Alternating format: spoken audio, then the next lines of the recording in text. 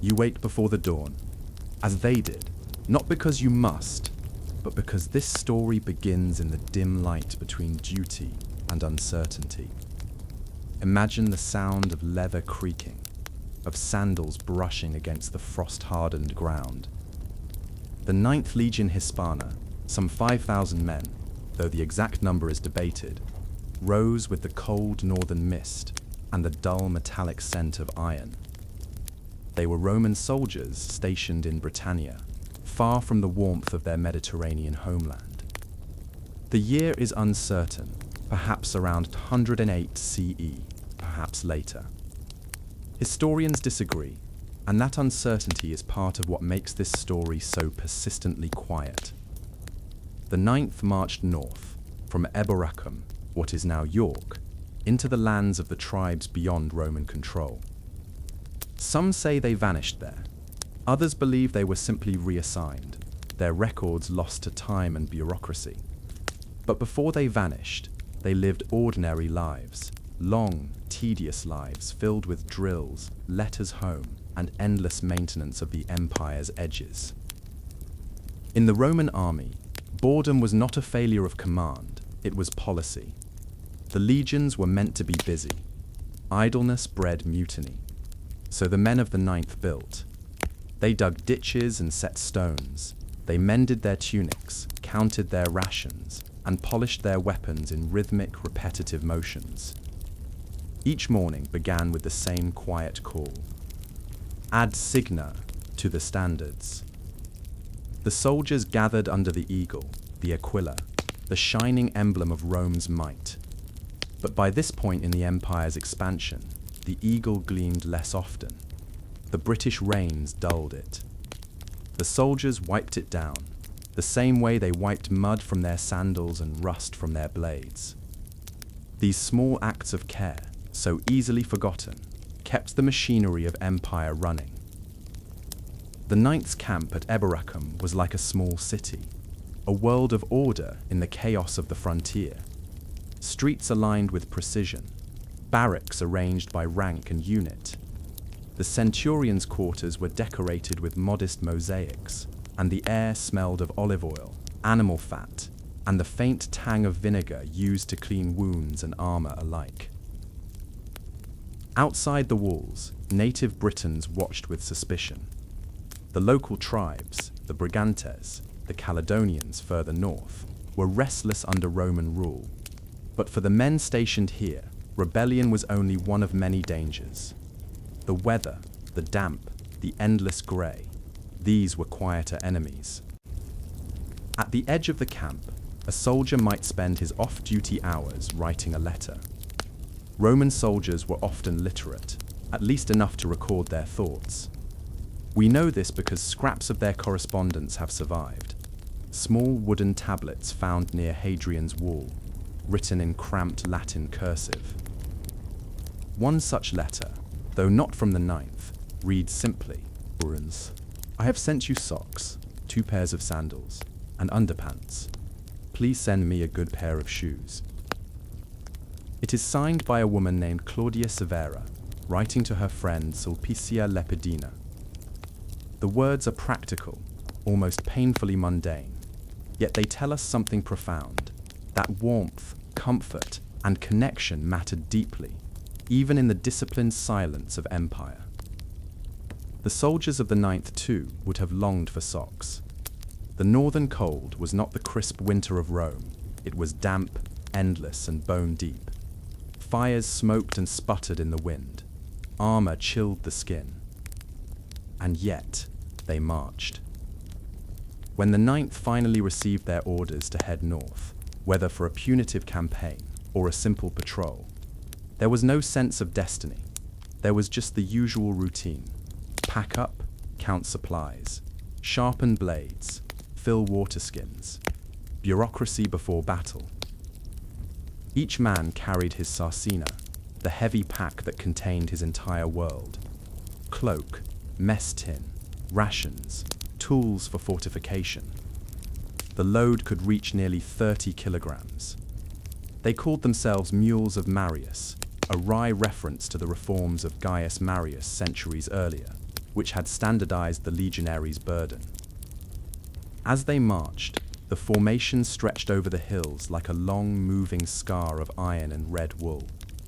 Behind them came mules, carts, engineers, and the inevitable train of merchants and camp followers, cooks, smiths, and those who offered other forms of comfort. They followed the Roman roads, though road might be too generous a word for some stretches. Raised gravel, bordered by ditches, cutting through marsh and moor. The roads were Rome's arteries, meant to connect distant corners of conquest. But here they felt less like arteries, and more like thin threads stretched against the pull of the wilderness.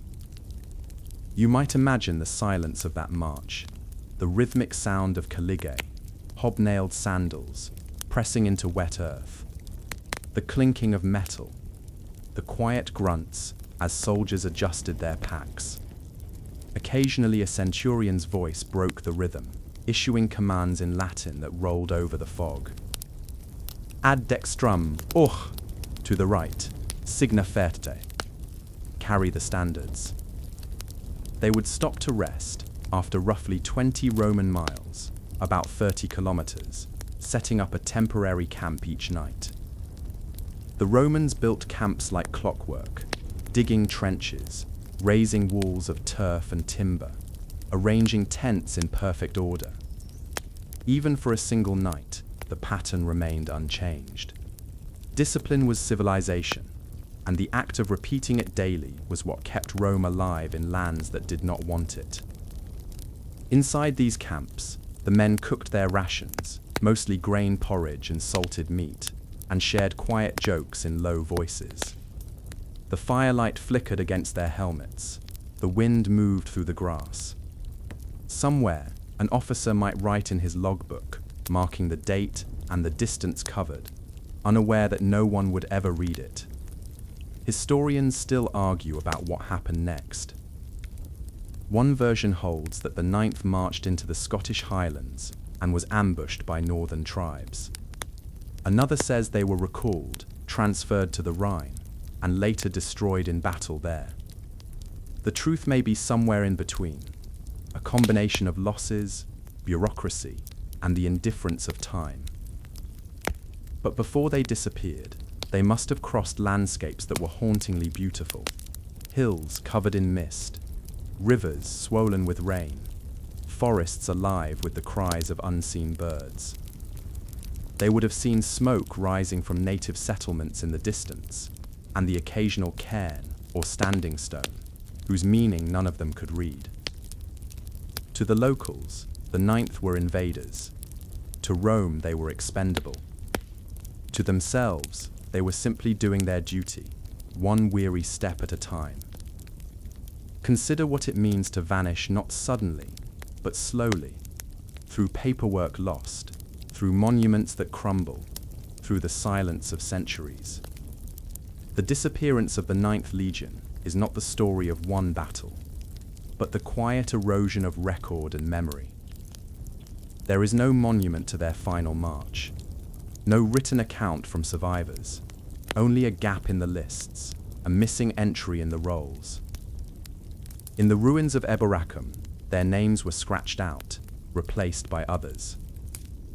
Yet somewhere in that northern soil, beneath centuries of moss and peat, there may still rest fragments of their presence, a rusted buckle, a lost coin, a broken tile stamped with the mark of lead-9 hisp.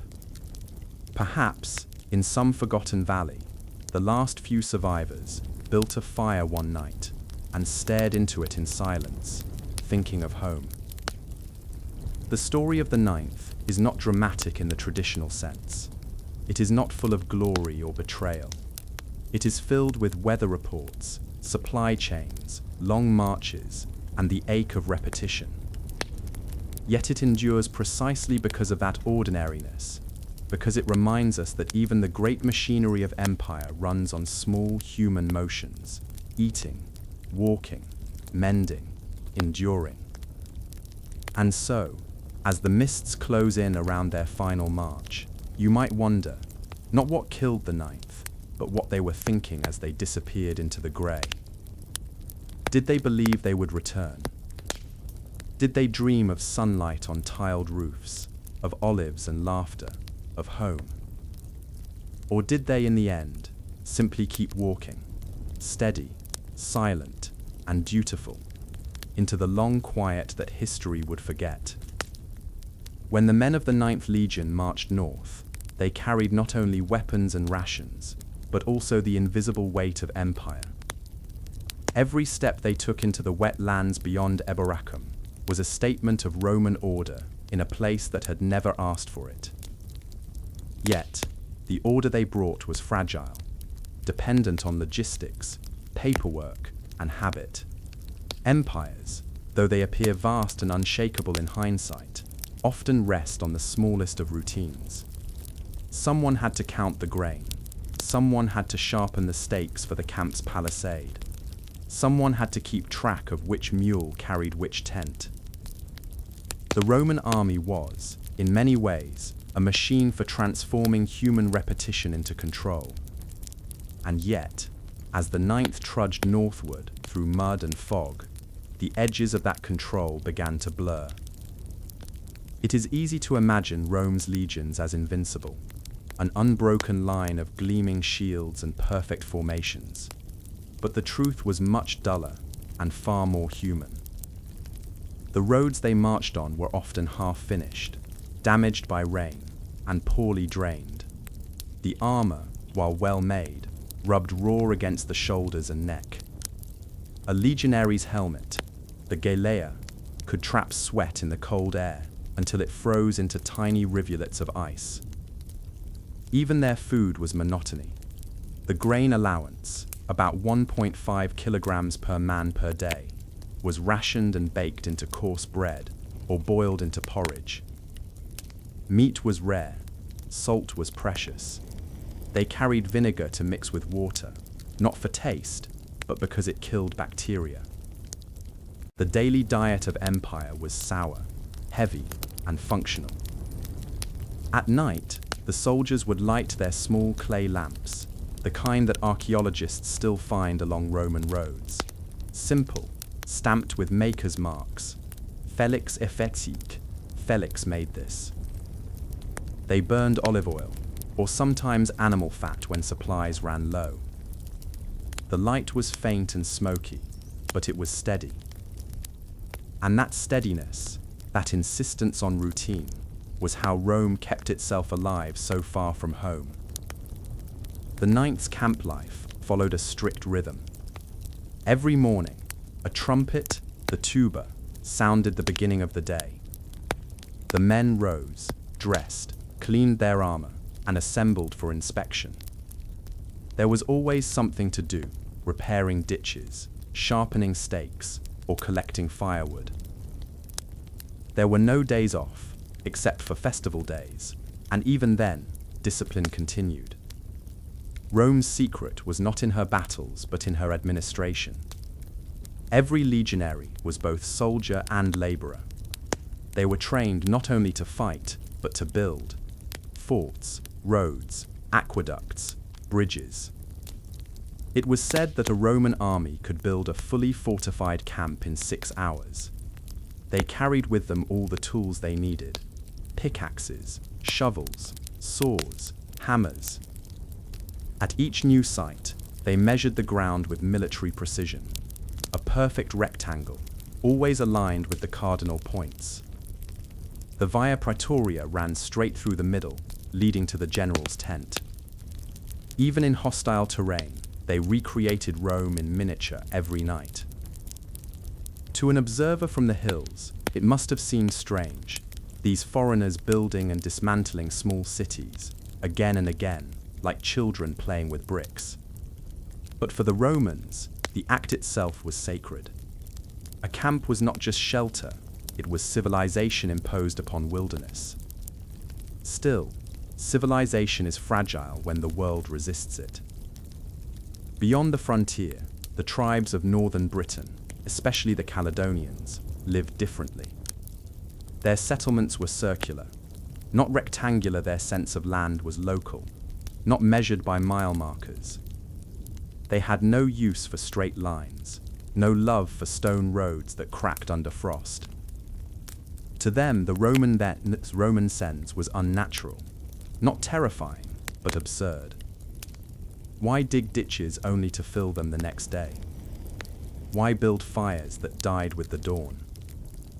There are stories, recorded much later, of Caledonian warriors laughing as they watched the Romans building their camps. They mocked their discipline, their obsession with order. Yet they feared the efficiency it produced. Rome's true weapon was not the sword, but the schedule. And so, when the Ninth marched north, they brought with them that most Roman of beliefs, that the world could be shaped into rectangles. Eboracum, their home base, was far behind them now. The land turned rough, the forests thicker. Rivers crossed their path like veins of silver and ice. They would have used their engineers, the fabri, to build temporary bridges. Logs lashed together, covered in brush, enough to carry men and mules across. If you stood near one of these crossings, you might hear the soft grunt of soldiers hauling beams, the splash of cold water, the sharp bark of an officer's command. Each task done without complaint, because complaint was useless. Their lives were measured in footsteps and orders. They followed the vexillum, the red banner of the legion, wherever it led. At night, they sang softly, not songs of home, but of rhythm, marching chants to keep the pace, to bind the men together. These chants are lost to us now, but we can imagine their shape. A call and response in Latin, deep voices moving like waves through the camp. The campfire crackled. The rain tapped against leather tents. The world shrank to the circle of light around each flame. For the officers, the work was different but no less dull. Reports had to be written, lists of rations distributed, of equipment damaged, of men punished or promoted. One of the more tedious parts of Roman command was record keeping. Every legion had tabularii, clerks who recorded daily expenses, promotions, and casualties. Wax tablets were used for drafts once finalized. The data was copied onto papyrus or parchment and sent to the provincial archives. Somewhere in that chain, the records of the Ninth were lost. Perhaps they burned in a storehouse fire. Perhaps they were never written. Or perhaps, as some scholars suspect, they were deliberately erased, a quiet bureaucratic burial for a legion that failed. But in this moment, on the road north, the clerks were still writing. You can imagine them hunched under a tent, stylus in hand, scratching figures into wax. Rations for 480 men, 3 amphorae of oil, 7 mules dead, 1 man punished for theft. The next day, they would do it again, and again. Empires die slowly, one entry at a time. When they finally reached the far north, where the land gives way to moor and mist, something shifted. The air grew colder, the trees thinned, the terrain was less forgiving. No Roman road ran this far. Their map ended in blank parchment and imagination. It was here, perhaps, that the Ninth realized how far from Rome they truly were. There are no surviving Roman accounts of this campaign, but we have clues, archaeological traces of forts and camps that might have been theirs. Some lie near the River Tay, others near Perthshire. They built, they stayed briefly, and they left, or were forced to leave. To the Roman mind, wilderness was a problem to be solved. But the wilderness of Caledonia did not bend easily. The hills swallowed sound, the rivers shifted course, the fog rolled in and erased their straight lines. They were trained for battle, but here the enemy was time itself, the slow exhaustion of repetition, the dampness that never dried, the knowledge that their labor might be swallowed whole by the land. And yet, every night, they built another camp, measured it, dug it, walled it, lived in it.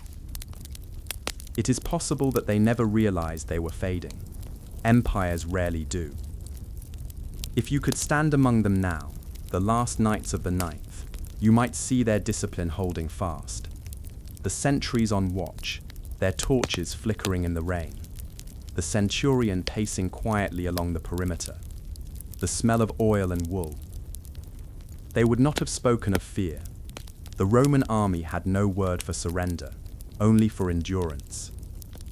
But endurance can look like stillness. It can sound like nothing. In the deep hours of the night, when even the guards grew drowsy, you might hear a few whispered conversations, men wondering how much longer until they returned to Eboracum, or if the letters they'd written weeks ago had reached home. One might speak of a wife in Hispania, another of a vineyard near Ravenna, another of the warmth of the sun in the south, a memory fading like breath in the cold air. No one imagined they would become a mystery. Morning would come as it always did, slow, grey and damp. The trumpets call, the folding of tents, the march onward into mist. Somewhere, beyond the next hill, the line between Rome and wilderness dissolved completely. The fog swallowed the banners. The ground softened underfoot. The silence grew so complete that even their own movements sounded strange. Boots in mud, armor creaking, the occasional cough. And in that silence, the empire began to forget them. When a legion disappears, it does not vanish all at once. It fades in fragments, first in rumor, then in record, then in memory. But before the fading, there is always the machinery of empire, still moving, still performing its endless routines. The question is not how the ninth died, but when the empire stopped caring that they did. And perhaps that is the quieter tragedy, not destruction, but neglect. Not an ending, but the slow administrative closing of a file no one would open again. There are two kinds of silence in history. One is the silence before something happens, a breath, a pause, a stillness that anticipates movement. The other is the silence that remains after the sound has gone. The story of the Ninth Legion belongs to the second kind. By the time their absence was noticed, Rome had already shifted its focus elsewhere. New recruits filled new legions. The frontier in Britannia continued to expand and contract like a lung, breathing against resistance. Bureaucrats moved on to the next report, the next shipment of grain, the next repair to a crumbling road. But somewhere under the soil of the north, in the moors and valleys, in the peat and stone, the traces of 5,000 men still linger. The first evidence of their disappearance is found not in poetry or lament, but in paperwork. In the early 2nd century CE, the Notitia Dignitatum, Rome's official register of military units, omits the Ninth Legion entirely. Their name no longer appears in the rolls, their pay records stop. Their commanding officer, one Lucius Aemilius Carus, disappears from the records soon after. By contrast, the 6th Legion Victrix appears in Britain around 122 CE, the same year Emperor Hadrian visited the island and began construction of his famous wall. It seems the 6th replaced the 9th at Eboracum, taking their barracks, their beds, perhaps even their unused supplies. Imagine the scene. New soldiers unpacking in a camp, still marked by the habits of those who came before. Initials carved into wood, faint soot stains on stone, scraps of broken pottery half buried in the mud. Nothing official would have been said. The army rarely explained absences. The 9th would have been struck from the list as quietly as they had once struck camp at dawn. What could have happened to them? There are 3 main theories, each more mundane than the legends they inspired. The first, and most romantic, says that the Ninth marched into northern Britain and never returned, destroyed by a sudden tribal uprising. The second, favored by modern historians, suggests they were transferred to the Rhine frontier and perished there in a later rebellion. The third, perhaps the most likely, is that they were slowly disbanded, their survivors absorbed into other legions, their name erased not through battle, but through paperwork. Whichever is true, the result is the same. The men of the Ninth were forgotten, not by violence, but by administration. It is tempting to imagine them fighting to the last, a doomed Roman column surrounded by Caledonian warriors in the fog, the standard falling, the eagle captured or buried.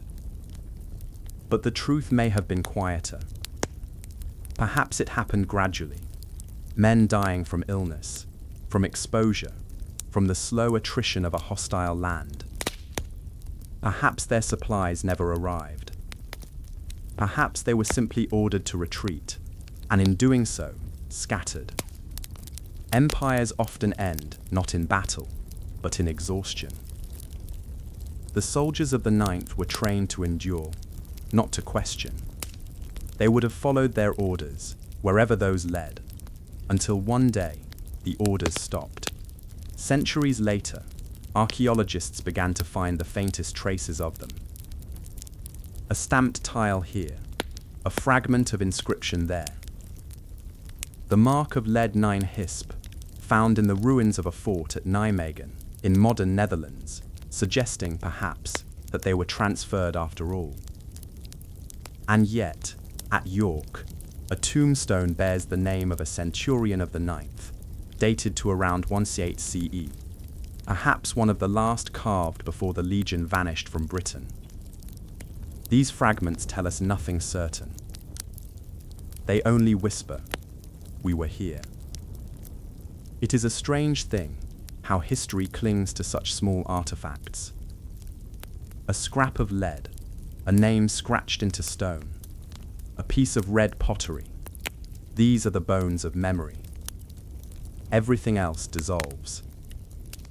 If you walk today along the old Roman roads in northern England, the straight, stony paths cutting through grass and moor, you might notice how they seem to go on forever, vanishing into mist. They were built for legions like the Ninth, whose feet wore them smooth. Every mile marker once told a soldier how far he was from Rome. Now, the inscriptions are weathered beyond reading. Only the faint line of the road remains, stretching toward nowhere. Sometimes, in the stillness of early morning, when fog settles over the moors and the air smells faintly of peat and rain, it is possible to imagine the sound of marching feet. A rhythm without a source. The echo of order persisting in a landscape that long ago returned to silence. It is easy to forget how young many of them were. A Roman soldier could enlist at 17. After 25 years of service, he could expect discharge, land, and citizenship if he survived. Most of the men in the Ninth would never see Rome again. They had been born in far provinces, Gaul, Hispania, Germania, and served in others. For them, the empire was not a single place but a system of camps, roads, and commands. When they thought of home, it was not of marble cities but of warmth, rest, and familiarity, things that had no location, only feeling. In that sense, home was the sound of a fellow soldier's breathing in the dark. In that sense, home was the sound of a fellow soldier's breathing in the dark. The smell of bread baking in a field oven. The familiar cadence of orders shouted in Latin. And when those things disappeared, perhaps they realized they were already ghosts. Hadrian's Wall began soon after, a wall meant to fix the limits of empire, to make solid what had once been ambition. It ran across the width of Britain, from sea to sea, stone, turf, and sweat. The men who built it may have included veterans of the 6th, perhaps even survivors of the 9th. if any remained. The wall was not just a defense, it was an acknowledgement. Rome could not hold everything. Behind the wall, life became quieter. Trade posts, farms, watchtowers, and forts.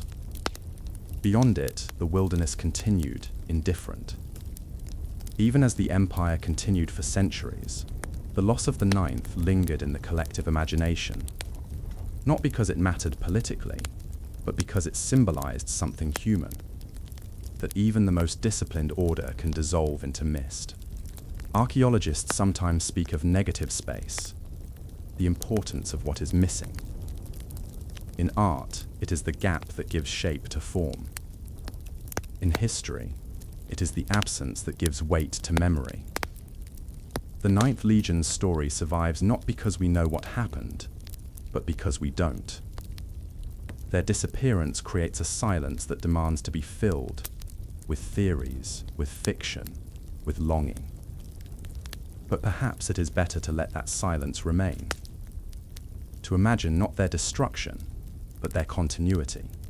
The small acts of survival that left no trace. A soldier tending a fire, another mending his cloak, another writing a letter that would never be sent. To picture them not as heroes or victims, but as men simply living in the slow erosion of empire's edge. In the museums of York and Carlisle, fragments of Roman life are displayed behind glass. Tiles, coins, rings, tools. A bronze brooch shaped like a dolphin. A child's shoe remarkably preserved in peat. Each object once belonged to someone, perhaps to a soldier of the ninth, perhaps not. It doesn't matter. The power lies in imagining the hands that held them, the quiet repetition of their days. One can almost hear the voice of a centurion inspecting his men, the thud of a hammer in a forge, the murmur of Latin prayers to household gods. Ordinary sounds, once endless, now gone.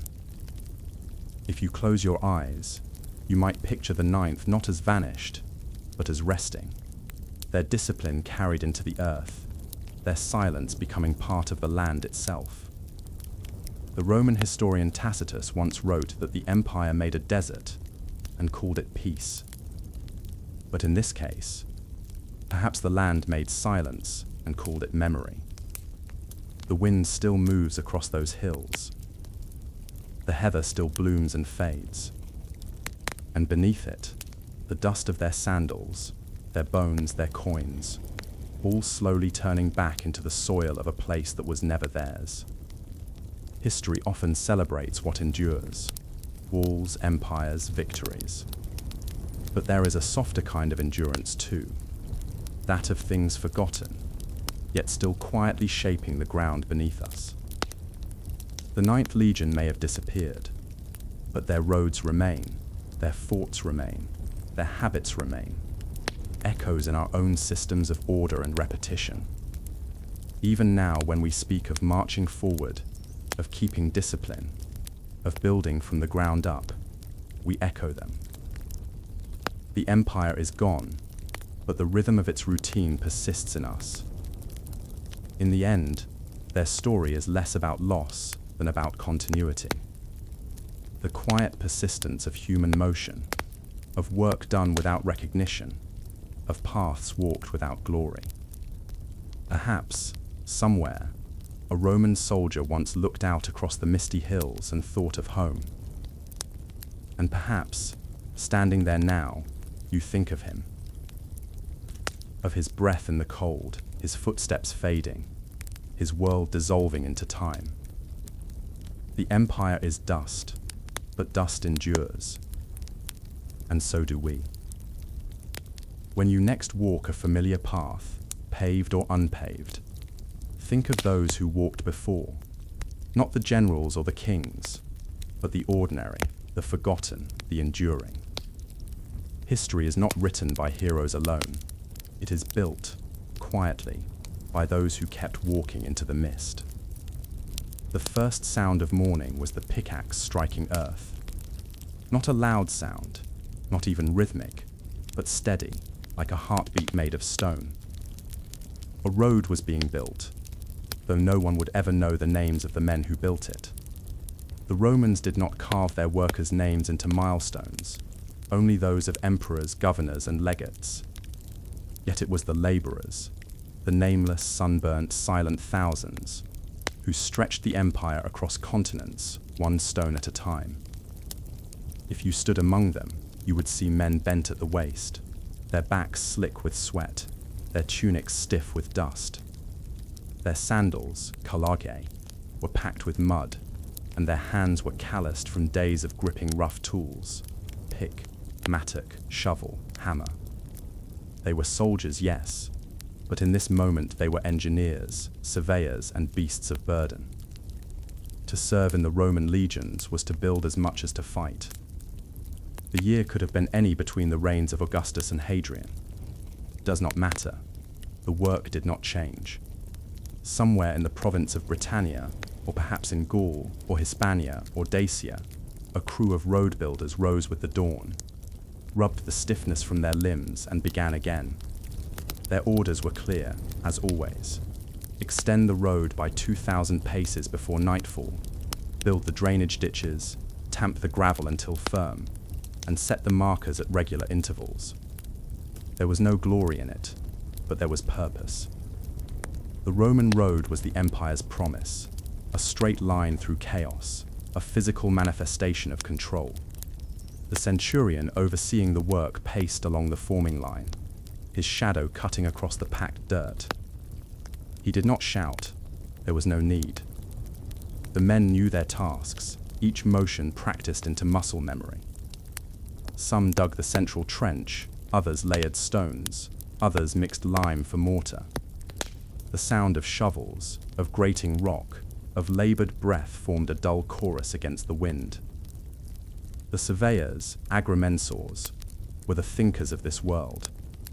They carried with them simple but ingenious instruments: the groma for measuring right angles, the chorobates for checking level ground. Using these, they ensured that each new section of road continued the perfect Roman illusion, the illusion that the world could be made straight. When the land rose, they cut into it. When it dipped, they filled it. If a hill stood too firm, they wound around it just enough to preserve the impression of order. The Roman road did not yield to nature, it reasoned with it. The road crew moved in organized chaos. Each man worked according to rank and experience. The younger soldiers took to digging and hauling, their shoulders straining under baskets of gravel and sand. The older ones, whose joints no longer tolerated the rhythm of the pickaxe, took to measuring, tamping, or guarding the perimeter. Civilians sometimes assisted, hired locals, enslaved laborers, craftsmen paid in coin or rations.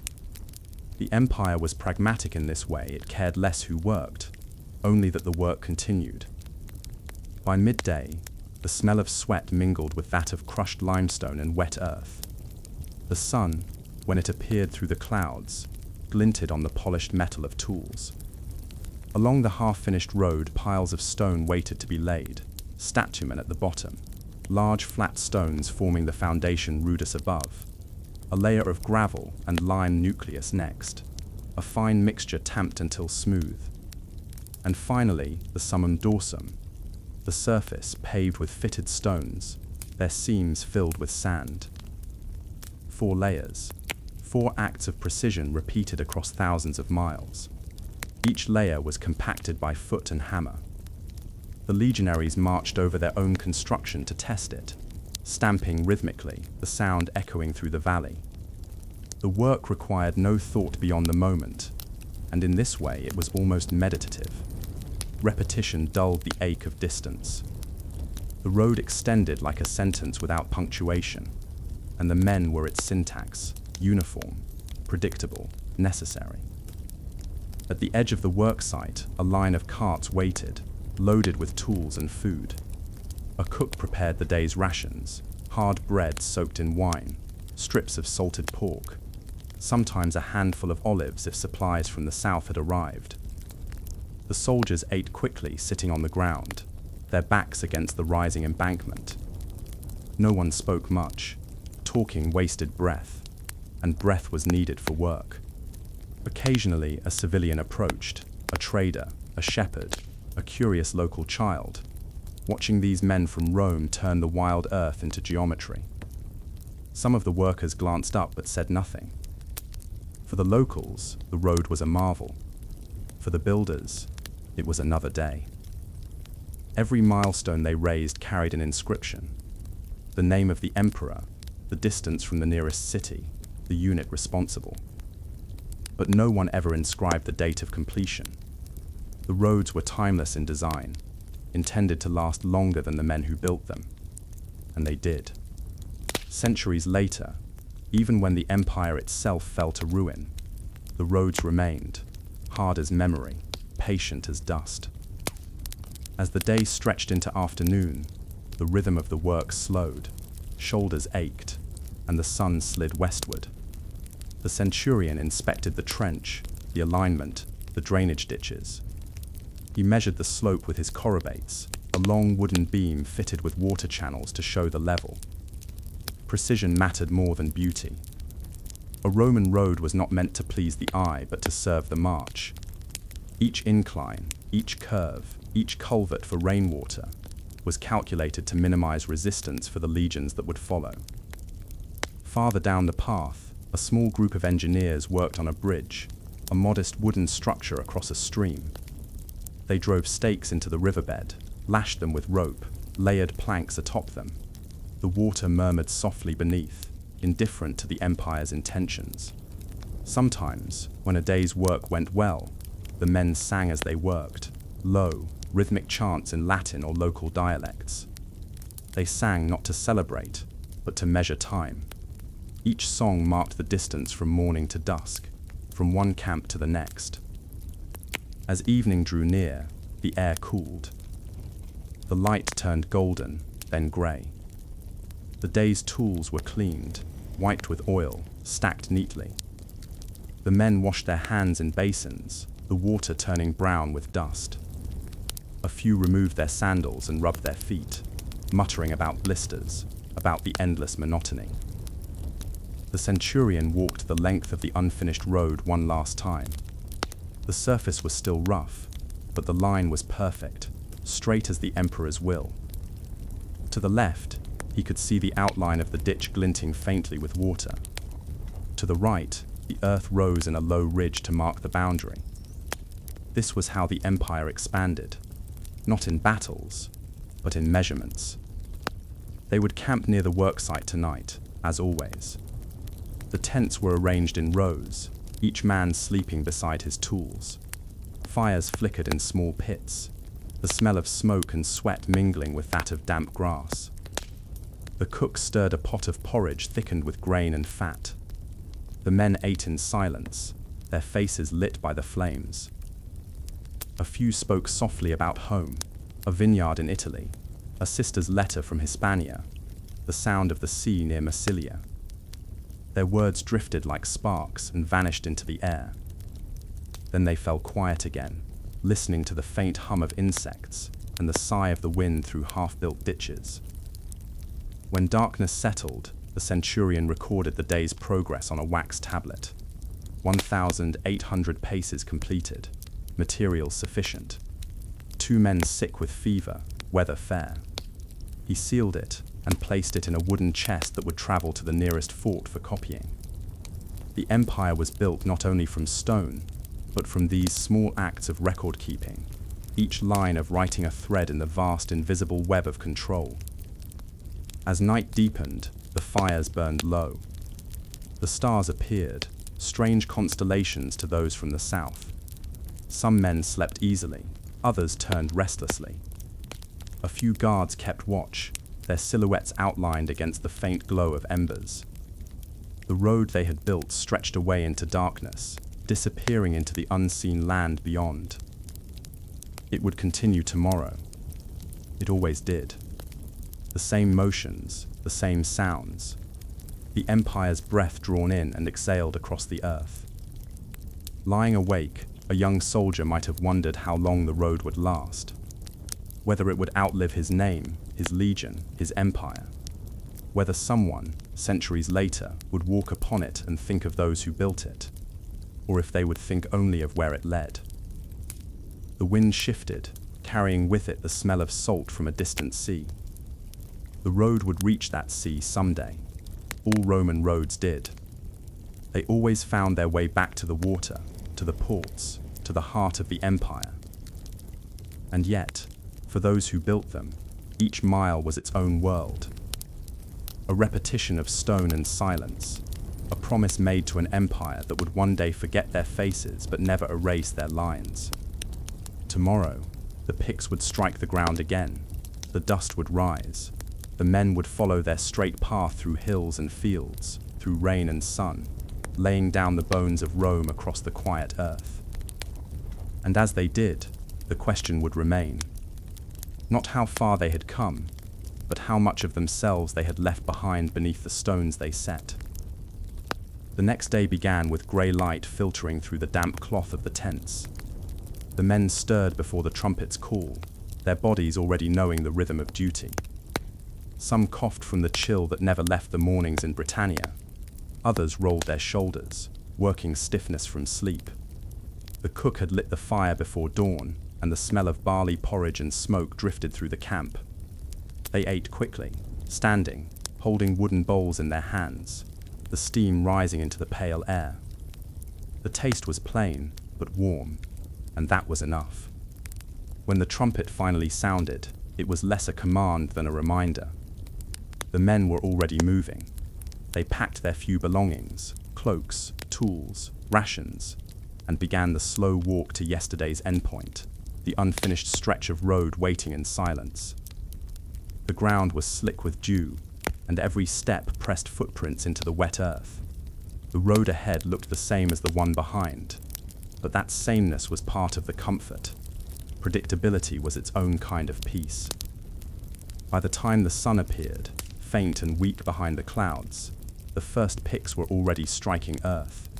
The men worked in lines, as always, the repetition so ingrained that it hardly needed direction. The sound of iron against soil filled the air, dull, steady, endless. The road grew a few meters longer each hour, stretching forward like the spine of something ancient and patient. Today, the crew faced more difficult ground, a low marsh where the earth sagged and water pooled in shallow patches. Marshland was the enemy of Roman roads. It swallowed stones, warped foundations, and defied straightness. Yet the empire demanded straightness, so the engineers devised their answer. As they always did, a layer of timber beneath the stone, laid crosswise in a lattice to keep the road from sinking. The soldiers felled nearby trees, their axes echoing through the wet air. Each trunk was stripped, cut, and carried to the site. They worked in silence, their faces spattered with mud, their tunics heavy with moisture. The smell of sap and wet wood filled the air. As they laid the timbers, the water beneath gurgled softly, as if protesting the intrusion. The men pressed down the beams, driving stakes to hold them in place, then poured gravel and sand over the top. Slowly, the road began to rise from the marsh, layer by layer, until it stood firm enough to bear weight. The centurion watched from the edge, arms crossed. His face was expressionless, but there was satisfaction in the way he nodded as he inspected the work.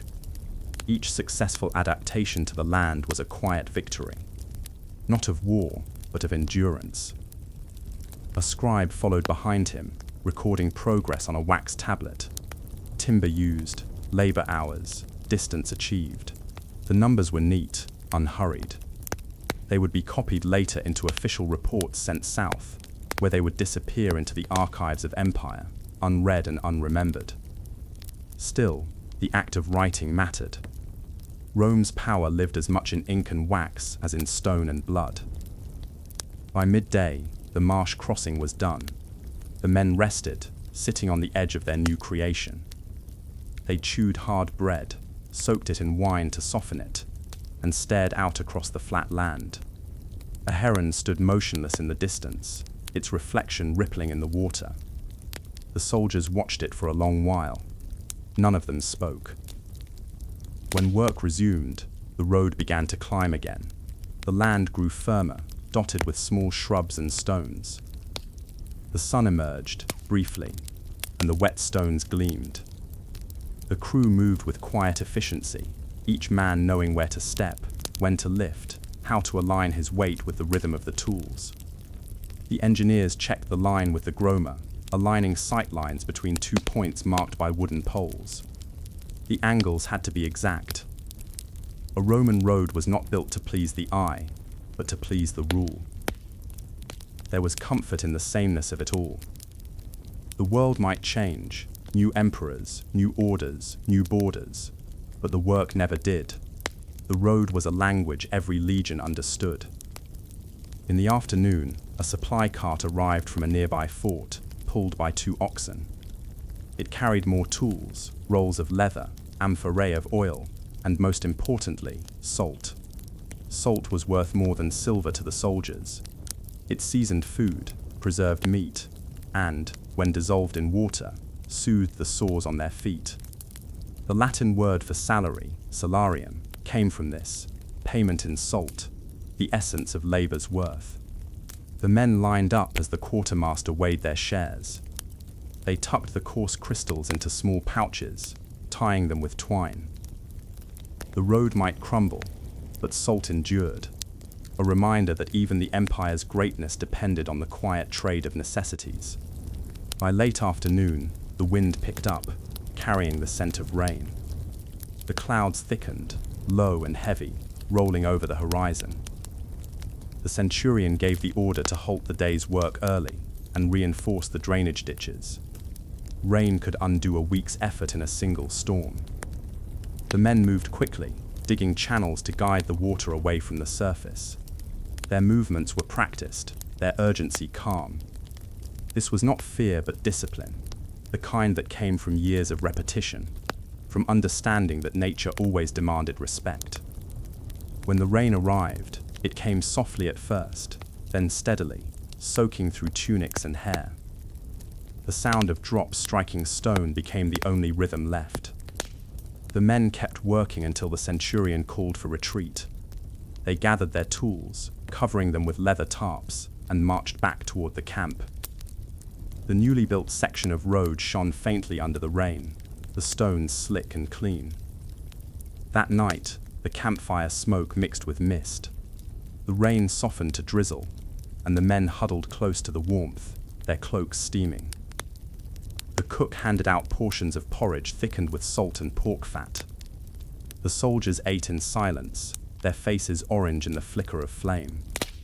Someone began to hum a slow, low tune, an old marching song from the south, its words long forgotten, its melody enough to fill the air with memory. One by one, a few others joined, their voices quiet, blending with the patter of rain. The scribe, sitting nearby, wrote by lamplight. His stylus moved across the wax, noting that progress had been slower today, the weather poor, the morale steady. He paused for a moment, then added a final line, "The road holds firm." He didn't know why he wrote it. Perhaps it was for himself. Perhaps it was a way to make meaning out of repetition.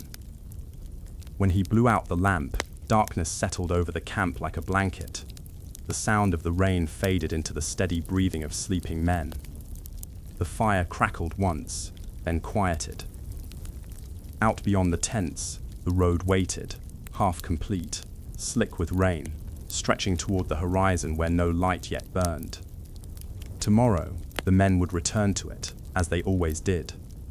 The sound of their tools would resume, and the silence of the world would give way once more to the rhythm of human endurance. The empire would not thank them. No emperor would ever speak their names. Yet without them, the empire could not move, could not trade, could not conquer. They were its veins, its invisible strength, its long, slow heartbeat. In the morning, when the rain stopped and the air cleared, the road would shine again, straight, patient, unbroken, a promise made in labor, stretched across the quiet earth. And the question that lingered in every man's mind, though none dared to ask aloud, was always the same. When the empire itself one day crumbled, would the roads remain to tell of what they had done, or would even their straight lines fade into the curves of nature's forgetting? The morning came clear after the rain, the kind of clear that makes every sound feel closer. The air smelled faintly of wet stone and iron. Mist rose from the road they had built, curling like smoke around the edges of the ditch. The men moved slowly, stiff from the damp night, their clothes still heavy with the scent of ash and earth. A few coughed quietly as they warmed their hands near the cook's fire. Then came the trumpet's single note, distant and steady, reminding them that the day was ready to begin even if they were not. They returned to the line as they had every day before. The same stretch of unfinished road lay before them, the same pile of stones, the same tools, waiting in the same places. But there was a subtle difference after rain. The ground was darker, heavier. Every step pressed deeper into the soil. When the picks struck, the sound was softer, as though the earth had learned to absorb their efforts. The men worked regardless. Habit was its own kind of faith. A few paces ahead, the surveyor adjusted the poles that marked the next segment's alignment. He moved carefully, measuring angles by eye and by instrument, his breath visible in the cool air. The groma stood balanced on its long pole, the cross-shaped arms dangling thin strings with lead weights. When the strings lined up perfectly with the sighting marks, he nodded once. "Straight," he said quietly, and the men began to dig. They worked without need of orders. The line extended forward, stone by stone, earth by earth. The empire's design was simple, but not easy, a line that refused to bend to the land's will. There was something almost philosophical about it, this insistence that the shortest path between 2 points should always be taken, even if it cut through marsh, hill, or forest. The men didn't think about philosophy, of course. They thought about muscle and motion, about the next swing, the next breath, the next meal. But in their unspoken labor, they carried out Rome's thought made visible. Around midday, they reached a small rise where the view stretched across the countryside. From there, the road they had finished the week before could be seen as a pale stripe through green hills. It shimmered faintly in the sunlight, straight and quiet, cutting the world in two. For a moment, a few of the men paused to look back at it. One of them spat into the dust and muttered, "It'll still be there when we're gone." The others nodded without speaking. The centurion passed by, silent as ever, his face drawn in its usual expression of endurance.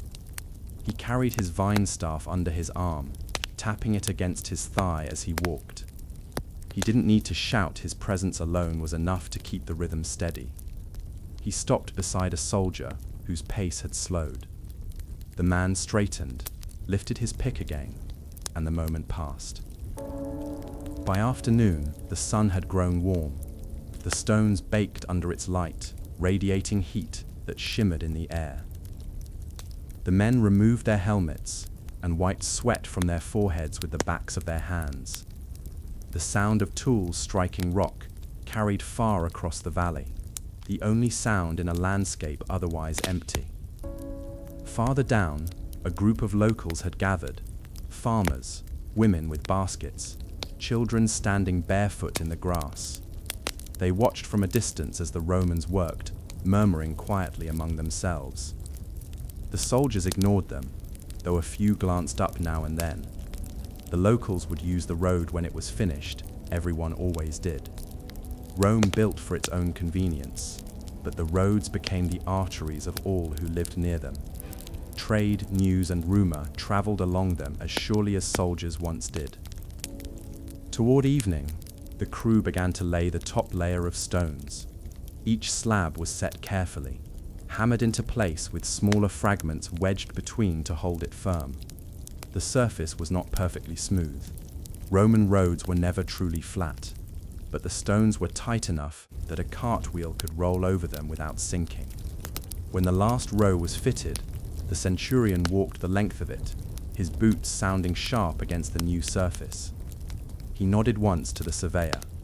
The man took his stylus and inscribed a small mark on one of the edge stones, a simple letter, the symbol of their unit. It was not meant to be seen, it was only for themselves. The sun dipped low, throwing long shadows across the new road. The men gathered their tools and stood in silence for a moment, looking at what they had built. It stretched into the distance, vanishing into the haze, a line of pale stone glowing faintly in the dying light. To anyone else, it might have seemed lifeless, just a road, another piece of Roman order cutting through wilderness. But to the men who had built it, it was a living thing, the sum of their days and their endurance. They returned to camp at dusk. The fire was already lit, the smell of meat and smoke hanging in the air. They sat in a circle around the flames, eating slowly, the noise of their chewing mixing with the faint hum of night insects. No one spoke much. The day's labor had used up even their words. The silence that settled was not heavy, just comfortable, the kind that comes from men who know one another's thoughts without needing to hear them. Later, when most of them had gone to their tents, the scribe sat by the fading fire, scratching the day's record into a fresh tablet. His handwriting was neat, practiced. He wrote of the day's progress, the completion of another section, the weather fair, the morale steady. He paused, as he often did, before the final line. Then he added, "The road advances." It was always the same ending, always true. He set the tablet aside, extinguished the flame, and listened for a while to the faint wind moving through the grass. Out beyond the camp, the road gleamed under the moonlight. The stars reflected faintly in the puddles that had gathered in the ditches. Somewhere far away, another crew was building another section, joining their line to this one, and another beyond that, until the lines met in a vast network that stretched from ocean to desert. None of the men who worked on these roads would live to see the map completed, but they didn't need to. Each mile they built was a promise to those who would follow: merchants, travelers, soldiers, pilgrims, that the world could be crossed. Centuries later, the empire would fall, the forts would crumble, the soldiers would die, and the names of emperors would be forgotten. But the roads would remain. Moss would grow between the stones, grass would soften their edges, carts would wear grooves into them, and rain would polish them smooth again. Villages would rise along their paths, and new civilizations would mistake them for natural ridges in the earth. But under all of it, the line would endure, straight as thought, as patient as time. Perhaps that is the true legacy of Rome, not its power, but its persistence. The quiet will of men who woke each day to lift stones, to measure distances, to build something they would never finish, and yet believed in it all the same. In the dark, the road lay silent, gathering moonlight on its surface. Somewhere beneath the top layer, under gravel and lime, there might still rest a lost tool, a fragment of a soldier's sandal, a coin dropped unnoticed, the small human traces of the men who gave their bodies to its making. The earth would hold them, as it holds all who labor and are forgotten. And in that stillness, as the night stretched on and the wind whispered softly across the stones, the road kept its promise. It did not end, it only continued, straight into the unseen, carrying the memory of those who built it farther than they could have imagined. The sound of morning in Ostia Antica was not the sound of voices or footsteps, but of grain. It began with a low, grinding hum, thousands of millstones turning in rhythm, the heartbeat of an empire that ate its strength daily. The baker awoke before dawn, as he always did, to that sound, the heavy stones creaking, the mules shifting their weight as they pushed the long wooden beams that turned the mills in endless circles. The air was thick with flour dust. It clung to the skin, settled in hair, coated every surface until the world itself seemed pale with bread. He was called Lucius Marcius Celer, though his name was rarely spoken. In Ostia, every baker was simply Pistor, the one who needs. His bakery stood on a narrow street not far from the Tiber, where ships unloaded sacks of Egyptian grain that fed the city and, by extension, the empire itself. The work began before sunrise. The fire had to be rekindled, the flour sifted, the dough mixed, the ovens heated until the air shimmered. The smell of yeast and smoke filled the room long before the first loaf browned. The bakery was a small, dark place, walls stained with years of soot, the floor dusted perpetually with flour. At its center stood the great pistrinum, the mill and oven combination that defined Roman baking. Two conical stones fitted together, the lower one fixed, the upper one hollowed to turn freely. Grain was poured into the top and ground into meal as the mules walked. The sound was steady, hypnotic. Lucius moved through the space without thought. His tunic was tied high at the waist, sleeves rolled. His arms were thick from kneading, his fingers cracked from heat and dryness. Every movement was muscle memory. Scoop, pour, stir, fold, press. The bread he made each morning was not for the wealthy, it was for the workers, the porters, the sailors, and the slaves who unloaded ships in the harbor. His loaves were dense, round, scored with 8 shallow cuts so they could be easily broken apart and shared. Outside, the city was waking. The clatter of carts on cobblestones, the shouts from the docks, the smell of fish and oil drifting through the air. But inside the bakery, time did not pass in hours. It passed in batches, in the slow rhythm of dough rising, of ovens cooling and reheating, of the steady demand that never ceased. Lucius's assistant, a boy of 15, carried water from the well, splashing some on his tunic as he hurried. He spoke little. The noise of the mill made conversation unnecessary. The mules' hooves thudded against stone, and the grain poured steadily from sacks marked with the seal of the Annona, Rome's state grain supply. Each sack bore the stamp of control, proof that the empire watched even its bread. Bread was not merely food in Rome, it was a promise, the daily assurance that the state could feed its people. The phrase panem et circenses, bread and circuses, was more than a metaphor, it was policy. The grain arrived from Egypt by sea, stored in Ostia's vast granaries, milled and baked into loaves that sustained millions. To run out of bread was to invite unrest. To bake it was to perform a sacred civic duty, even if no one thought of it that way. As Lucius worked, his mind wandered to the ships he'd seen arriving the day before. Massive cargo vessels with bellies full of wheat from the Nile Delta. Their sails, painted white with pitch and salt, had looked ghostly in the morning mist. He had watched from the quay as slaves unloaded the sacks, their bodies moving with mechanical precision.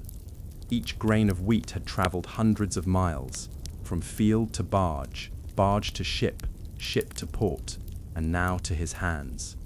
He never stopped finding that miraculous, even if he rarely said so. By mid-morning, the first loaves were ready. They came from the oven steaming, the crusts hard, the insides soft and pale. The boy used a long wooden peel to lift them out, setting them on racks to cool. The smell filled the narrow street, drawing a small crowd as it always did. Laborers stopping on their way to work, women with baskets, children clutching coins. Lucius's wife, Flavia, handled the selling. She had a quick mind for numbers and a sharper tongue for bargaining. The coins clinked softly in the wooden bowl she kept by her side. 2 loaves for the dock, she said, without looking up. 3 for the grain office, 6 for the captain of the Aquila. The bread disappeared as quickly as it cooled. The bakery would be empty again by noon, the ovens scraped clean, the stones still warm. Then, for a few hours, there would be quiet. Lucius often used that time to walk down to the port. Ostia's harbour was the empire's throat, swallowing and exhaling the goods of the world: grain from Egypt, oil from Hispania, marble from Greece, spices from the east. The ships lay shoulder to shoulder along the wharves, their ropes creaking softly in the tide. Sailors shouted to one another in half a dozen languages. The air smelled of salt, smoke, and tar. He liked to stand there, hands resting on the wooden rail, watching the horizon. The sea had always seemed infinite to him, both comforting and terrifying. He had never sailed himself, never left Italy, but he felt connected to all those distant places through the grain that passed through his hands. Each loaf in his bakery carried the weight of distant labor. Farmers in the Nile Valley cutting stalks beneath the sun, millers turning wheels in Alexandria, captains steering ships through storms. The bread was proof of connection, of unseen effort. Sometimes, as he watched the ships, Lucius imagined the empire as a single living body. The roads were veins, the ports were lungs, the soldiers its bones, and the bread. The bread was its heartbeat. When the bread stopped, everything else would falter. He had seen it once, years ago, during a shortage. The crowds at the grain office had turned restless. Men shouted in the streets demanding their rations. A few broke into a warehouse. The governor doubled the guards, and for weeks tension simmered, all over something as small and as necessary as a loaf. He had baked through that unrest, hands trembling with exhaustion, sleeping only in short snatches between batches. It had passed, as all things did, but the memory lingered, the way hunger could turn even the calmest street into something sharp and dangerous. It reminded him that his work, dull as it seemed, mattered. As the day faded, the light slanted through the small window above the oven. The air shimmered with dust motes, golden in the glow. Lucius swept the floor, his movements slow, careful. The mules had stopped turning hours ago, and now stood quietly in their stalls, heads lowered. The boy scrubbed the mixing trough with sand and water until it shone faintly. The last of the bread had been sold. The bakery was clean again, waiting for the next dawn. Outside, the street was alive with evening, voices calling, laughter echoing off the stone walls, the smell of oil lamps and cooking fish. From a nearby tavern came the faint sound of a lyre. Lucius closed the shutters, leaning for a moment against the cool wood. His body ached in familiar ways, the heaviness of shoulders, the grit in the eyes, the stiffness in his hands. But beneath the ache was a quiet pride. The city had eaten, the empire had been fed for another day. He blew out the lamp and stepped outside. The moon hung low over the rooftops, its light catching the curve of the amphorae stacked along the alley. He could still smell flour in his hair. The stones beneath his sandals were warm from the day's sun. As he walked home, he passed other bakers closing their doors, other fires dimming. The same white dust coated all of them, a faint film that never washed away completely. Flour was a mark of their trade, of their place in the world. They were ghosts of grain, feeding a city that rarely noticed them. Tomorrow, before dawn, the mills would turn again. The ships would unload, the dust would rise, and somewhere in the quiet between the first crack of grain and the first smell of bread, Lucius would find himself thinking, as he always did, how strange it was that something so small, so ordinary, could hold up the weight of an empire. And yet, he would wonder, when the empire itself was gone, when the granaries crumbled and the ships no longer came, would anyone still wake before dawn to grind, to knead, to feed the silence? The following morning came with the same familiar sound, the low groan of the mill, the thud of mule hooves, the scrape of wood against stone. But to Lucius, each dawn was slightly different. marked by tiny variations.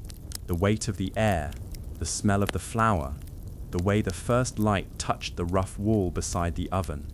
The rhythm of his life was so constant that even the smallest change felt significant. He lit the oven first, as always. The ashes from yesterday's fire were still warm, so the kindling caught quickly, crackling into flame. He stood for a moment before it, palms out, feeling the heat seep into his bones. The fire had to be perfect, not too fierce, not too low. The temperature determined everything. Crust, texture, the color of the loaves. There was no gauge to measure it, no tool to help, only instinct. Lucius had baked long enough that he could tell by the sound of the oven's breath whether it was ready. The boy came in a few moments later, hair disheveled, eyes still fogged with sleep. Lucius handed him the shovel to stoke the coals. Neither spoke. Words were for problems, and there were none yet. Flour was measured, water poured, salt mixed in small, careful pinches. The sound of kneading filled the air, soft, rhythmic, like breathing. The dough was heavy today, the flour coarser than usual. Lucius frowned as he worked, feeling it beneath his palms. He knew the grain had been damp when milled. The humidity had changed the texture. There was no fixing it, only adapting. He adjusted the water, kneaded longer, waited a little more before shaping the loaves. The small choices of every morning were his art, though he never called it that. It was simply craft, learned by doing, repeated until it became indistinguishable from thought. Outside, the city was already stirring. The faint sounds of carts and shouting came through the shutters.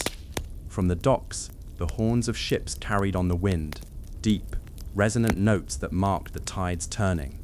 Another convoy of grain, perhaps, or merchants returning from the islands. Ostia lived by the rhythm of the river, and the river, in turn, carried the empire's hunger. As the loaves baked, the smell began to fill the street again. Bread had a way of spreading its presence, seeping into alleys, clinging to the clothes of passers-by.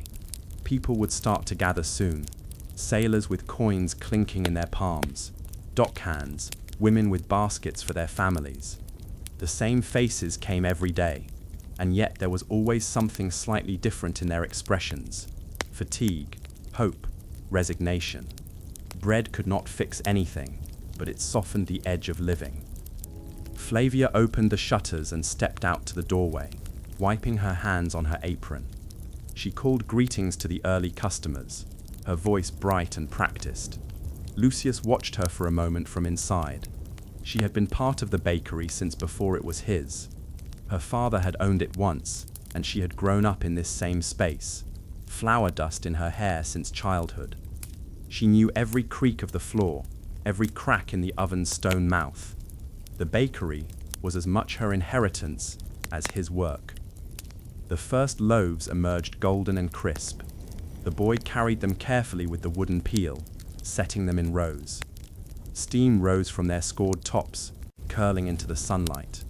The people outside pressed closer. Coins exchanged hands. The rhythm of the street merged with the rhythm of the bakery, one endless loop of hunger and fulfillment. By midday, the work slowed. The oven cooled. The mules rested in their stall, their flanks still damp. Lucius took a short walk to the edge of the harbor. The day was clear, the sea a dull green under the sky. Ships stood like floating silhouettes, their sails furled, their decks busy with ropes and movement. He watched them as he always did, tracing in his mind the invisible line that connected this place to faraway fields. There was a strange comfort in thinking of the empire not as a collection of cities and laws, but as a chain of labor. A farmer harvested grain in Egypt, a miller ground it in Alexandria, a sailor carried it across the sea, and he, a baker in Ostia, gave it shape and scent. Each step depended on the other. If one failed, the rest collapsed. The bread on his table was the empire itself, turned tangible, fragile, edible. He walked past the warehouses of the Horia, the great grain stores of Ostia. The buildings were massive, high arched ceilings, walls of thick brick guarded day and night. Inside, the grain was stacked in sacks to the rafters, the air dry and musty. The government clerks moved through the aisles with tablets and styluses, counting, recording, marking. The Annona was the heart of Rome's survival. Lucius had supplied bread for the grain officials before their rations were his business. He paused to watch a group of slaves sweeping the floor, the dust rising around them like smoke. Their movements were slow, methodical, as if choreographed by repetition. It was the same rhythm he knew from his own hands. Work was a language all laborers spoke, no matter their origin. When he returned to the bakery, Flavia was finishing the accounts. She had a sharp memory for numbers and an even sharper sense of fairness. The coins were stacked neatly by type: bronze, silver, the occasional denarius from some foreign trader. She smiled at him faintly, tired but content. The boy was cleaning the trough, humming under his breath. The air still smelled faintly of bread, though the last loaf had been sold hours ago. Lucius sat for a while in silence, watching the dust settle. The floor was warm from the ovens. His arms ached, but pleasantly. There was satisfaction in seeing the day reduced to its residue: crumbs, ash, quiet. In the evenings, he sometimes walked with Flavia to the river's edge. The light would turn soft, the sky the color of old bronze. They rarely spoke. The city around them pulsed with activity, yet their own world was small, defined by the stretch between the bakery and the water. He liked it that way. He did not dream of Rome, or of wealth, or of leaving. He dreamed of continuity, of the next morning being just like the last. As the sun lowered, the sound of the mills faded one by one. You could tell the hour by it, a gradual quieting of the city's hum. The bakers would close their shutters. The flour would settle back into stillness. The smell of yeast would linger in the air like memory. Sometimes, when sleep came slow, Lucius thought of the men who built the roads that brought the grain to Ostia. He had never met one, but he imagined them, their boots caked with mud, their faces lined with wind. The road and the bread were cousins, both born of patience, both sustaining what could not sustain itself otherwise. He wondered if they thought of him too, those builders in the north, when they stopped to eat their ration of bread by the roadside. The thought comforted him, that somewhere across the empire, unknown men were bound to him by this simple thing, that the taste of his bread traveled farther than he ever would. In the half-darkness before sleep, with the smell of flour still clinging to his hair, Lucius found himself wondering not about the empire's fate, but about the small, ordinary miracle of hunger, met and momentarily satisfied. And still, beneath that quiet gratitude, there was the same lingering thought that came to him more often now. What happens when the ships stop coming, when the grain runs out, when the city no longer wakes to the smell of bread?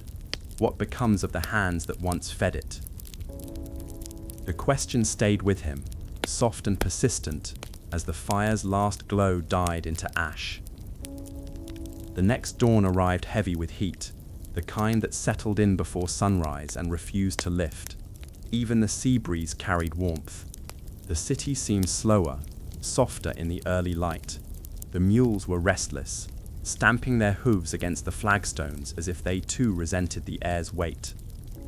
Lucius woke as he always did, long before the light had reached the river, his body rising from sleep before thought could intervene. He splashed water on his face from the basin, its coolness fading almost immediately. The bakery was quiet, except for the faint creak of the wooden beams and the steady sound of Flavia's movements beside him. They didn't speak, there was nothing to say. The work waited. He lit the oven and watched the fire catch, its glow spilling along the walls. He'd grown old with this light, first as a boy learning from another baker, then as a man, then as something between both. The rhythm of fire, flour and sweat had been his companion through every season. He measured his life not in years, but covered in loaves. The boy was already grinding when Lucius entered the main room. The mule walked its slow circle, the stone turning with a low hum that filled the space. The boy's face was powdered white with flour, his expression unreadable. Lucius nodded to him, the small gesture that passed for greeting. He poured grain into the hopper, watching as it disappeared, transformed into dust between the stones. It was good grain today, from Alexandria. You could tell by the scent, faintly sweet, light. The first flour that fell into the trough was soft as breath. He ran his fingers through it, feeling the texture. It clung to his skin like a second layer.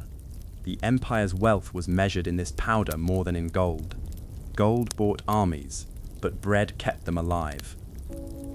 As he mixed the dough, his muscles moved without command.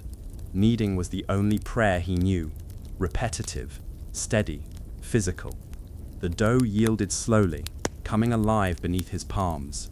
He thought sometimes that bread was like people. It needed pressure, warmth, patience. Too much of any one thing and it broke. When the first loaves were ready for the oven, the heat had already thickened the air. The fire roared, its mouth glowing orange. The smell filled the bakery, the same smell that had filled it every day for decades. Smoke, yeast, ash, sweat, and salt.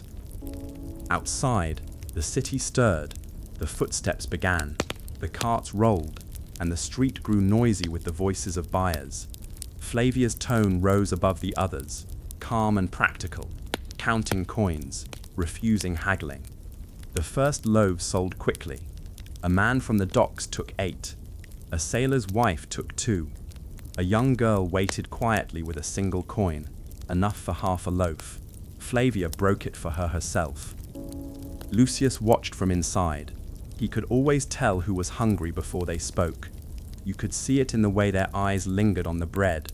Hunger made people quiet. By midday, the street was almost empty. The boy had gone to fetch water. Flavia sat at the table counting coins. The sound of her fingertips on metal echoed softly in the heat. Lucius leaned against the oven, staring into the embers. Sometimes he thought of the empire as a furnace, glowing, alive, and insatiable. It consumed everything. It was magnificent and terrible in equal measure. He wondered if those in Rome, in their marble halls, ever thought about the people like him who kept it alive. He doubted it. He remembered once hearing a story from a sailor about a storm that sank half a grain fleet off the coast of Crete. The sailor said the city had panicked. Bread prices doubled. The crowd at the grain office nearly rioted. The bakeries had been ordered to ration their flour. Lucius had thought about that for weeks afterward, how fragile the promise of bread really was. The empire looked eternal, but it could starve in a single season. He turned the loaves in the oven with a long wooden peel, the motion steady, practiced. His arms ached, his back stiffened, but he did not stop. Work was easier than thought. In the afternoon, when the last loaves cooled, the bakery fell quiet. Dust floated in the still air, golden in the sun. The mule slept standing, the boy swept the floor, the broom whispering across the stones. Flavia tidied the table, humming faintly. Lucius sat on a stool near the door, hands resting on his knees. Outside, the city glowed in the late light. Ships moved slowly along the river, their sails heavy with calm air. The smell of salt and oil drifted inland. Somewhere, far away, men fought wars in the emperor's name. But here, the empire was reduced to its simplest form. The turning of millstones, the baking of bread, the exchange of coins for sustenance. Lucius watched a group of children pass by, laughing as they chased one another through the street. Their bare feet left prints in the flour dust near the doorway. For a moment, he smiled. That evening, as the fire died, he went out to the steps. The air was cooler now. Across the city, the same smoke rose from dozens of bakeries, the same scent drifting through narrow alleys. He thought of all the hands kneading, all the loaves baking, all the mouths waiting. The empire was vast, but it was held together by these small invisible acts, the same motions repeated by thousands of unknown people every day. Roads built by soldiers, ships steered by sailors, bread shaped by men like him. When one failed, all failed. Flavia came out and sat beside him, her shoulder brushing his. They sat in silence, watching the light fade from the river.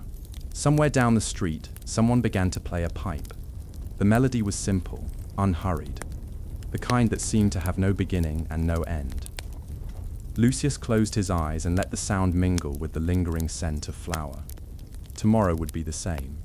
Another dawn, another batch, another fire. The repetition no longer felt heavy. It was life itself. He thought again, as he often did, about what might come after, when the ships stopped, when the grain no longer arrived, when the ovens went cold. Perhaps others would take their place. Perhaps the craft would continue without the empire that built it. People would always need bread. Empires ended, but hunger endured. He opened his eyes. The sky above Ostia had turned violet, the first stars faintly visible. The sound of the sea reached him from far away, rhythmic, constant, indifferent. He breathed deeply, the smell of flour and smoke filling his lungs. And for a moment he felt something like peace, the kind that came from knowing that though history might forget his name, it would remember the work. Tomorrow he would rise again, before dawn, and begin as always. The fire would catch, the grain would fall between the stones, and the first smell of bread would fill the air, carrying the faint memory of every hand that had ever done the same. And perhaps, he thought as he stood and went inside, that was enough. That the smallest labor, done with care, could echo longer than any empire's glory. The lamps were always the first thing to wake, not the men. They burned low and constant, small pools of flame floating in bronze cups, their light trembling on marble walls. The library was never truly dark. Even at night, when the city outside fell silent, the scholars of Alexandria moved softly through the halls, their footsteps echoing against stone. The sea beyond the harbor murmured against the docks, and the faint scent of salt and oil drifted through the windows. No one ever saw the city sleep. Alexandria breathed with 1,000 small sounds, the creak of ship masts, the rustle of papyrus scrolls, the whisper of quills. And within this rhythm, among the dust of ancient texts and the steady glow of flame, men and women tried to measure the world. Callimachus of Cyrene had died long ago, but his system of cataloguing still shaped everything. Every scroll was numbered, labeled, and entered into long lists called pinakik, tables of knowledge. There were thousands of them, tens of thousands, perhaps hundreds. The scholars counted and recorded, classified and debated endlessly. One of them, a man named Gaius, had been here for 23 years. No one knew his exact age anymore, though his beard had turned the color of parchment and his hands were stained permanently with ink. He was not famous, not a philosopher nor poet, not one of the names people spoke when they spoke of Alexandria's glory. He was a scribe, one of the many who copied, repaired, and restored scrolls. His life was made of small motions, unrolling, reading, writing, winding again. He worked in the second hall, the one near the eastern colonnade, where the light fell longest in the morning. The air there was cooler, and from his seat he could see a sliver of sea between the columns. That was enough to keep him steady. Every day began with the same ritual. He checked the lamps first, trimming the wicks, refilling the bowls with oil. The smell of burning olive wood clung to his robes, his hair, his fingers. Then he arranged his tools, reed pens cut to sharp points, small knives for scraping errors from papyrus, brushes for dust, a bowl of water for thinning ink. The scroll he worked on now was a copy of De Natura by Democritus, or so the label said. The original had long since crumbled. What he copied was a copy of a copy, its letters faded like old breath. He dipped his pen into ink and began. Each letter had to be exact, the spaces between them measured by eye. A misplaced stroke could ruin the meaning of a line, and meaning was sacred here. Outside, the sun rose. Light filled the hall, filtering through columns of dust. Other scribes took their places, the soft chorus of pens beginning, 1,000 tiny scratches that sounded like insects moving across dry leaves. A boy passed carrying a tray of scrolls, his arms trembling with their weight. Scholars called out requests from their tables, texts of medicine, astronomy, geometry, poetry. The boy nodded without speaking. There were always more scrolls than hands to hold them. Gaius copied steadily, his breathing matched to the movement of the pen. He had long since stopped thinking about the words he transcribed. They passed through him like water, leaving faint traces but no shape. He no longer sought to understand. Understanding was for philosophers. He preserved. That was his work. Sometimes he paused to listen to the sounds beyond the hall, the cries of traders in the market, the distant clang of the lighthouse bell, the murmured chant of priests from the Serapeum temple. Alexandria was a city of voices layered one upon another, none louder than the sea. He could remember when he first arrived, a young man from Antioch, dazzled by the city's scale. The great library had seemed infinite then, its shelves stretching into shadow, its scrolls glowing faintly in lamplight.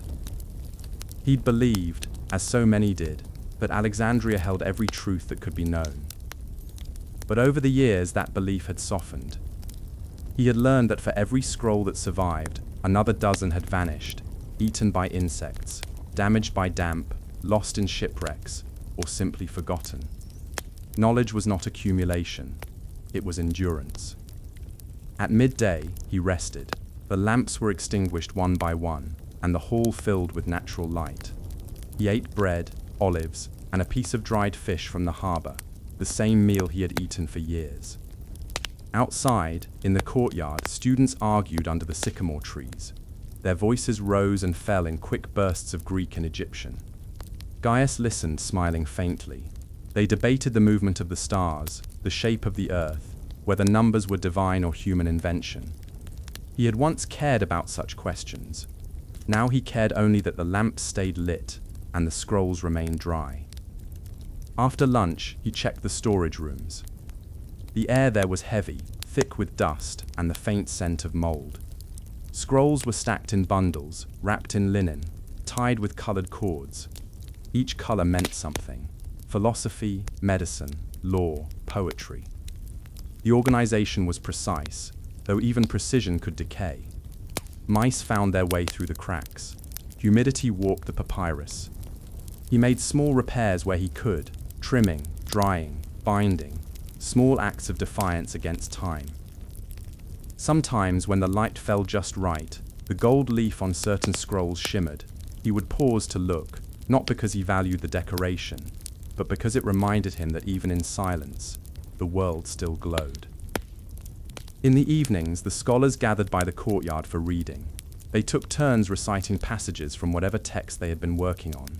Verses from Homer, treatises of Aristotle, poems from Sappho or Callimachus. The readings were not performances, they were reminders, a way to keep words alive through voice. Gaius rarely read aloud anymore. His throat ached after long days, and his voice had grown thin. Instead, he listened. Tonight, a young woman read from a fragment of Archimedes on the properties of light. Her voice was steady, her eyes bright with thought. She spoke of reflection and refraction, of how light could bend through glass and water. As she spoke, the lamps flickered, and for a moment Gaius felt the words become real, not theory, but presence. When the reading ended, the others drifted away in small groups, talking quietly. Gaius stayed behind to extinguish the lamps. He did it slowly, one by one, until only a single flame remained near his desk. He watched it tremble, its glow reflected in the polished surface of the table. He thought of all the light that had burned here through the centuries, countless lamps, countless nights, light consumed to preserve darkness from swallowing knowledge, fire traded for thought. He wondered how many more nights like this the library would see. The sea wind moved through the window, stirring the flame. The scroll before him lay open, the ink still drying on its final line. He read the words silently, though they were not his own. Nothing exists except atoms and the void. He smiled faintly. The flame wavered again as if uncertain whether to continue. He dipped his pen, ready to copy the next line, when a distant rumble shook the floor, a sound like thunder, though the sky outside was clear. Perhaps a cart, perhaps a storm at sea. The lamps trembled in their brackets. Then all was still again. He exhaled slowly, steadying his hand. The silence settled back around him. The flame steadied. And in that fragile quiet, Gaius felt the strange weight of it all. How fragile the work was, how easily one night of fire or flood could undo centuries. Yet still he worked, as all the others did, knowing that their task was less about victory than persistence. He bent again over the scroll, the pen scratching softly. The last lamp burned low. Outside, the sea whispered against the harbor walls, and the great city dreamed in light. The days blurred, as they often did in that vast and murmuring place. There were no seasons in the library, only the rhythm of work and the slow change of light. The air remained always the same, cool stone, faint oil smoke, the dry perfume of papyrus. Outside, Alexandria might roar with traders, sailors, and philosophers. But here, the hours folded softly over one another, until time itself seemed to move in circles. Gaius rose each morning with the same quiet motion. He washed his hands, adjusted his robe, and trimmed the wicks of the lamps. The first act of the day was always flame. Without it, the library would be nothing but shadow and dust. The oil hissed faintly when it touched the wick, then bloomed into brightness, steady and obedient. That sound, the sigh of fire waking, had become his heartbeat. He sat at his table, where the unfinished scroll from the day before waited. The ink had dried overnight. He inspected it carefully for smudges. There were none. The handwriting was small and neat, as if the letters were trying to make themselves invisible. He liked that. Writing was not meant to call attention to itself, it was meant to vanish, leaving only thought behind. The boy arrived shortly after, carrying a bundle of new scrolls bound with cord. His face was pale from lack of sleep. He had been up late, assisting in one of the translation rooms where Greek texts were being copied into Latin. Gaius gestured for him to set the bundle down. "Careful," he murmured. The boy nodded and placed them gently on the table. One of the cords came loose, and a single scroll rolled free, landing at Gaius's feet. He picked it up and glanced at the title, On the Motions of the Spheres. It was an old work, one he had seen before, but rarely. The handwriting on its edge was elegant, likely from a scholar's own hand, not a copyist's. He turned it over, unrolled the first few lines. They spoke of the stars as living things, of orbits and harmony. The idea still startled him, that the heavens could move with purpose, like dancers. He smiled faintly, rolling it back up. The boy watched him curiously. "Do you believe it?" the boy asked, his voice hesitant, "that the stars move because they choose to?" Gaius shook his head slowly. "I believe they move," he said, "and that we give them our reasons afterward." The boy frowned, not understanding. Gaius did not explain further. Some thoughts were better left half-shaped, like letters fading at the edge of a page. The rest of the morning passed in silence. The pens whispered, the parchment rustled. A light breeze slipped through the colonnade, stirring the flame of the nearest lamp. Its shadow swayed gently over the table. He worked until the muscles in his hand ached. Sometimes he forgot his own body entirely, lost in the motion of script. He had once thought of the library as a monument to knowledge, but the older he grew, the more he saw it as a living thing, a hive of motion, of breathing, of repetition. Every scroll copied, every word transcribed was a cell added to the structure. None of them would ever see the whole. They only built endlessly. At midday, he stepped outside to the courtyard for air. The light was sharp, the marble tiles hot beneath his sandals. The sky over Alexandria was a hard blue, the kind that made the sea below it seem darker. He shaded his eyes and watched gulls circling above the harbor. The lighthouse gleamed in the distance, its flame invisible in daylight, but always there, waiting. Near the fountain, a group of philosophers were arguing, the same men who met there every day. They gestured wildly, their voices carrying across the courtyard, about the nature of the soul, about motion, about divinity. Gaius paused to listen, though he no longer joined such debates. Once, in his youth, he had believed that reason could uncover everything. Now, he had copied too many books to believe that. For every question answered, 10 more had been written.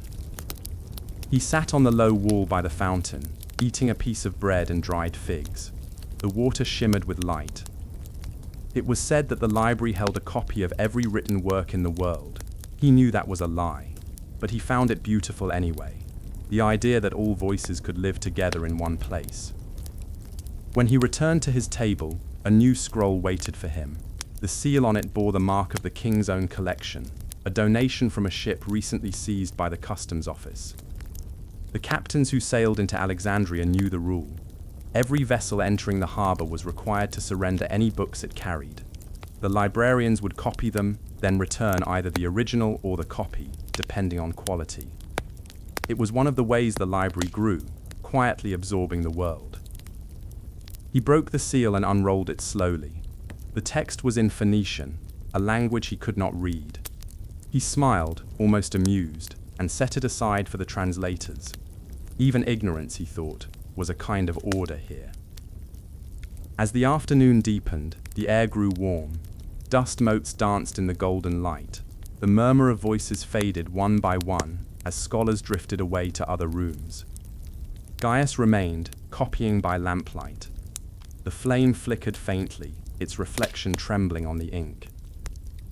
A sound reached him faintly from beyond the walls, shouts perhaps, or the roll of carts. He paused, listening. It came again, sharper this time. His hand froze over the scroll. The boy looked up, uncertain. The noise passed, swallowed by distance. He forced himself to continue. Alexandria was a city of noise, you learned to ignore it. But a thought lodged in his mind, unshakable, how thin the walls really were. The scrolls behind him, the shelves rising higher than a man could reach, seemed suddenly fragile. A single spark, a careless flame, and centuries would vanish in an hour. He shook his head, clearing the thought. It was foolish to dwell on such things. The lamps were well kept, the guards vigilant. He returned to work. The letters grew smaller as the light dimmed, his eyes straining to keep the lines straight. He could feel the ache deep in his fingers now. Still he wrote, until the final mark of punctuation. He set down his pen and exhaled. When he lifted his head, the boy was asleep at his desk, his cheek resting on his folded arms. The lamps hissed quietly. Gaius smiled, not unkindly. He reached over, trimmed the wick nearest him, and turned back to his own lamp. Its flame burned lower now, a tiny thing in the great dark of the hall. He sat there for a long while, listening to the city's distant heartbeat, the sea against the shore, the creak of ships, the faint rumble of carts on stone.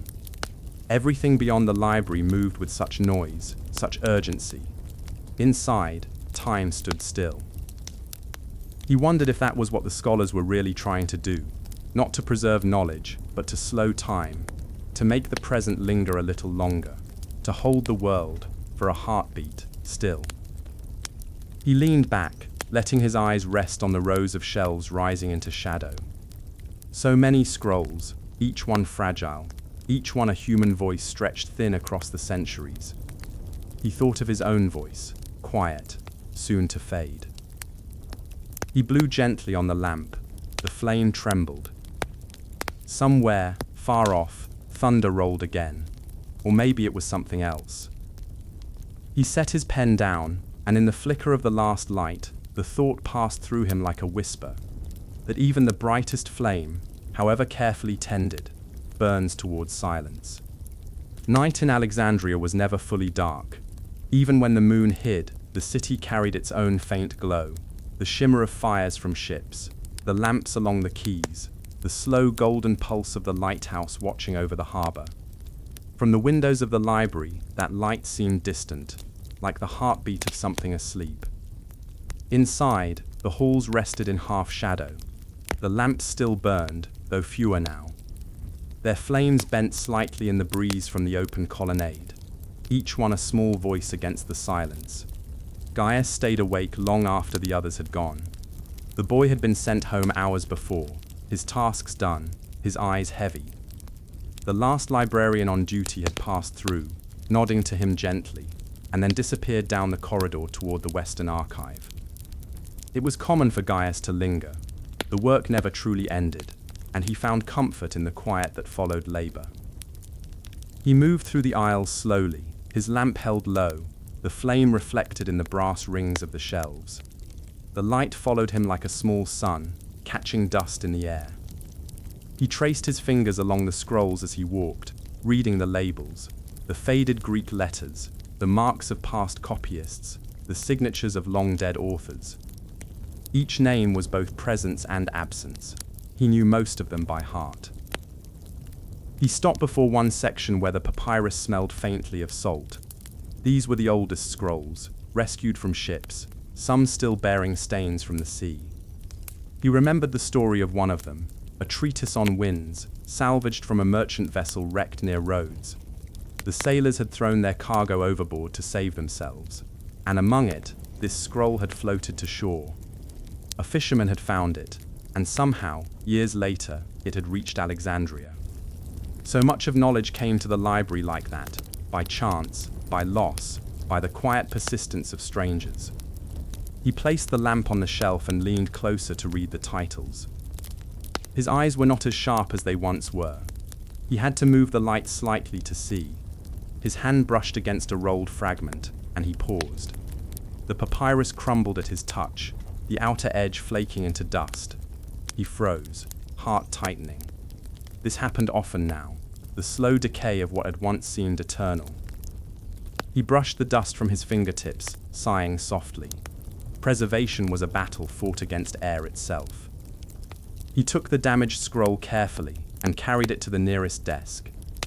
He laid it flat and began to repair it, working with small, precise movements, smoothing the edges, pasting thin strips of linen to reinforce the cracks. The flame of the lamp trembled as he leaned closer.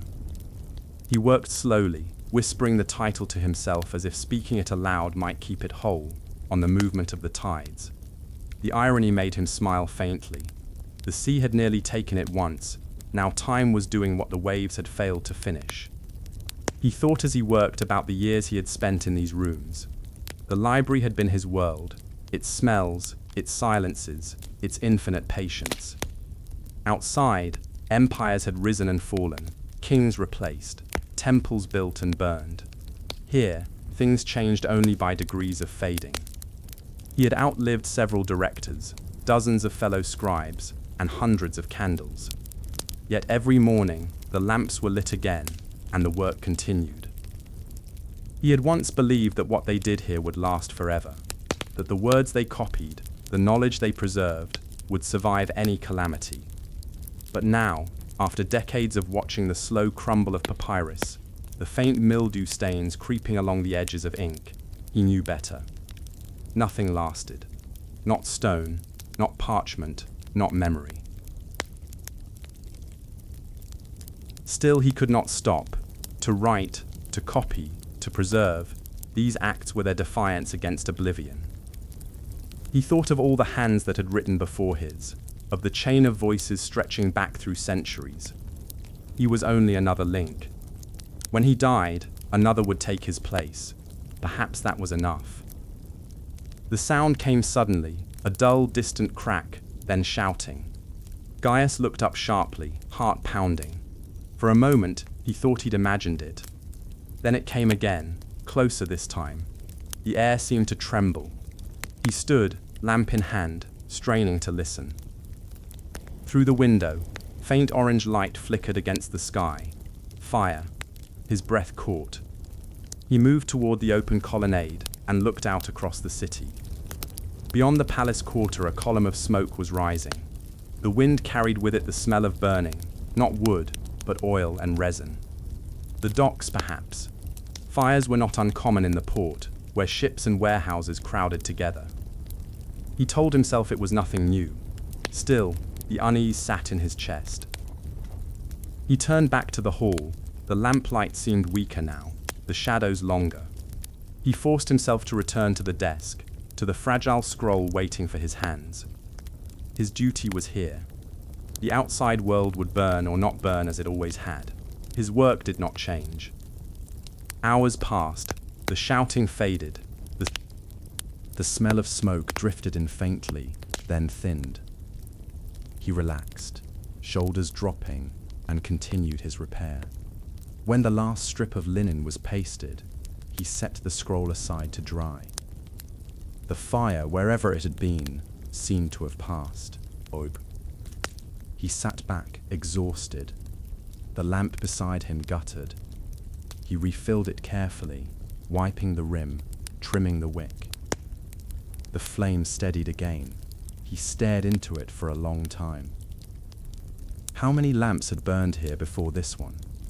Thousands. Tens of thousands. Each flame consuming itself to preserve the words of others.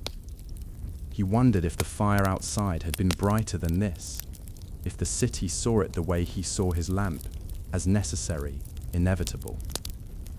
He rose and began to walk again through the aisles, his footsteps slow.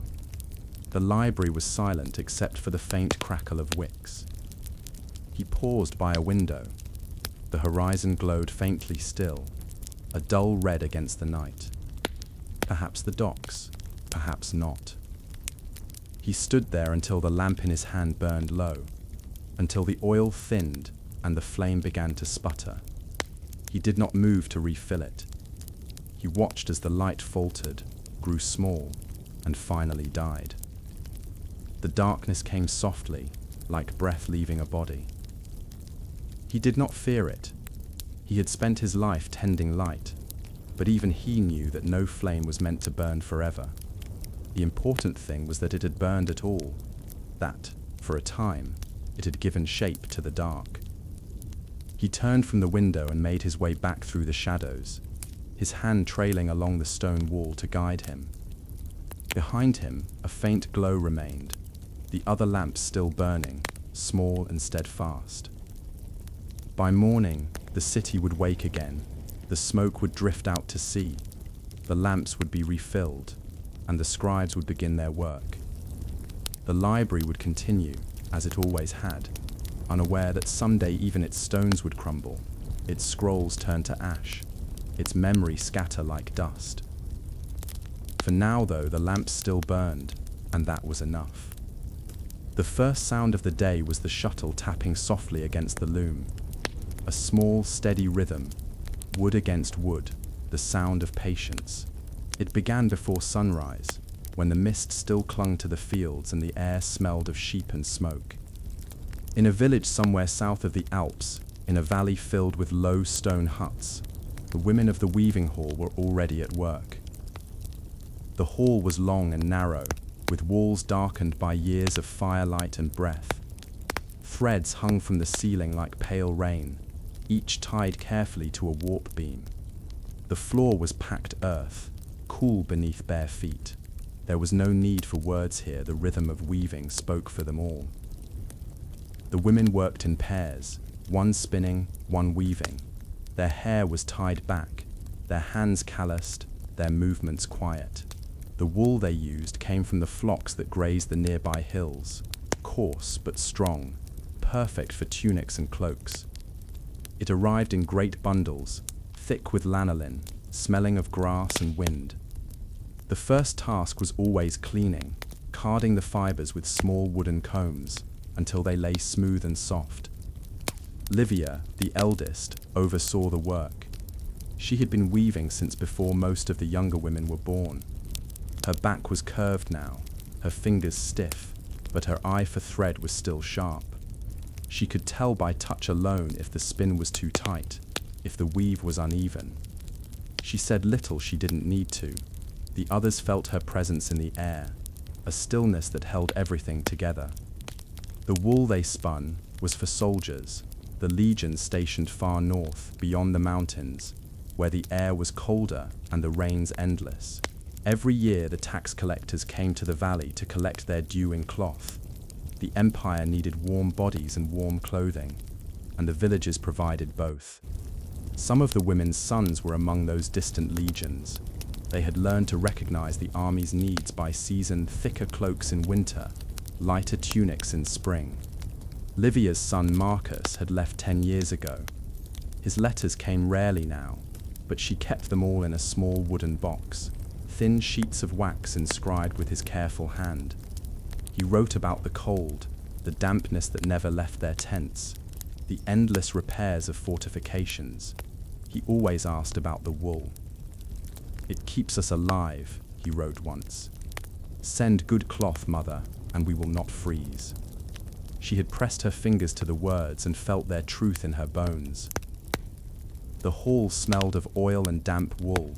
The air was filled with the faint hum of spinning wheels and the rhythmic tap of the looms. The younger girls, their hands still unsteady, worked at the simpler tasks, twisting cords, braiding belts. They sang sometimes, soft songs in the old dialect, to keep time. The melodies rose and fell like breath, blending with the creak of the looms. By mid-morning, the sunlight slanted through the small window, turning the hanging threads into lines of gold. Livia paused to stretch her back, wiping sweat from her brow. Her loom stood near the door, where she could watch the fields beyond. Sheep moved slowly along the hillside, their wool thick and ready for shearing. The sight comforted her. As long as the flocks endured, the work would too. A cart arrived from the villa that day, bringing more fleece to spin. 2 men unloaded the sacks, dust rising around their feet. The overseer, a pale man in a red cloak, entered the hall with a wax tablet in hand.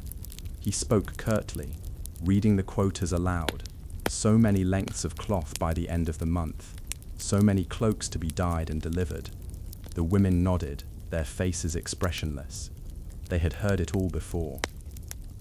When he left, the air seemed lighter, the work continued. Livia took a bundle of wool to the dye pit behind the hall. The vat was large, built of clay and stone, filled with water darkened by the residue of madder and woad. She stirred it with a long wooden rod, the smell of minerals rising into the air. The empire preferred dull colors: brown, grey, deep red. Bright dyes were for the wealthy. Soldiers wore the earth on their backs. She lowered a length of woven cloth into the vat, watching it sink slowly beneath the surface. The water hissed faintly as the fibers drank the color. When she drew it out, it was the red of rusted iron. She wrung it carefully and hung it across a wooden pole to dry. The wind tugged at it, setting it fluttering like a banner. By noon, the sun was high. The women ate their meal together: bread, cheese, a handful of olives. They sat in the shade outside, their looms quiet for the moment. Conversation was sparse. One of the younger women asked if the soldiers really wore their cloth into battle. Livia nodded. "Every stitch," she said softly. "Every thread finds its way to the front." The girl frowned. "And when they die?" Livia looked down at her hands, still stained red from the dye. "Then the earth wears it next," she said. The girl said nothing more. In the afternoon, they returned to the looms. The air grew hot, the dust thick. Sweat darkened their tunics. The threads gleamed where the light caught them. The rhythm resumed: shuttle, pull, beat, breathe. The cloth grew inch by inch, patient as time itself. Sometimes Livia imagined the journey her work would take, the carts that would carry it down the valley, the ships that would cross the sea, the soldiers who would wrap themselves in it far from home. She liked to think they might recognize her touch somehow, though she knew that was foolish. Her thread would be one among thousands, indistinguishable, anonymous. Still, the thought gave her comfort. As evening fell, The looms fell silent one by one. The women swept the floors, folded the finished cloth, and covered the spinning wheels. The hall grew dim, the smell of wool and oil lingering like memory. Livia remained a while longer, watching the last light fade from the doorway. Beyond the fields, the horizon glowed faintly with the fires of the villa, the lamps of the overseer's men. The sound of sheep drifted through the air, soft bleating, the jingle of bells. Somewhere far away she imagined her son walking through the rain, his cloak heavy but warm, her thread wrapped around him like a whisper of home. She closed the door of the hall and sat for a moment in the quiet. The earth outside still held the heat of the day. Her fingers ached, her shoulders burned, but she felt no resentment. Work was endurance, and endurance was life. She thought of the loom waiting for her tomorrow, the warp threads ready to be tightened, the shuttle waiting to fly. The rhythm would begin again, as it always did. And as she rose to go, she wondered, not without a strange calm, when the empire itself unraveled, as all things must, would their thread still hold? Would someone, somewhere, find a piece of it centuries later, a scrap of wool buried in the ground, and feel beneath their fingers the quiet persistence of those who spun for soldiers they never met? The next day began with the sound of the wind through the hills. It carried the faint bleating of sheep and the smell of wet grass. The air was cool, though the promise of warmth lingered behind the horizon. The women gathered in the hall as they did every morning, their hands already busy before the light fully entered the room. No one needed to be told what to do. The rhythm of their lives had long ago become an unspoken law. The first task was carding, pulling the tangled wool through the wooden combs until it lay soft and even. The movement was repetitive, hypnotic. The wool caught the light as it fell into piles, white as milk. The younger women worked quickly, their laughter quiet and fleeting, as if afraid to disturb the order of the place. The older women moved slower, with practiced patience, their hands shaped by years of the same motion. Livia watched them from her seat near the loom. Her fingers were stiff this morning, the joints swollen, but she worked through it. She always did. The others followed her example without question. In their world, work was not something to endure, it was the thread that held the day together. By mid-morning, the hall smelled of wool and smoke. Outside, the sun had risen fully, spilling gold across the hills. The sound of sheep drifted in again, closer now, mingled with the low murmur of men's voices. The shepherds were bringing in the spring shearing. Soon the floors would be covered in fleece, and the air would grow thick with lanolin. The door opened, and two shepherds entered, each carrying heavy sacks slung over their shoulders. They greeted Livia with a nod, their faces ruddy from the wind. "Good wool this year," one said. She smiled faintly and reached for the nearest bundle, loosening the ties. The fleece spilled out in waves, thick and warm. She pressed her hand into it, feeling the softness beneath the coarser outer layer. The animals had been well kept. The fiber would spin fine and strong. The men left as quietly as they had come, and the work resumed. The looms began again, the shuttles sliding back and forth with quiet precision.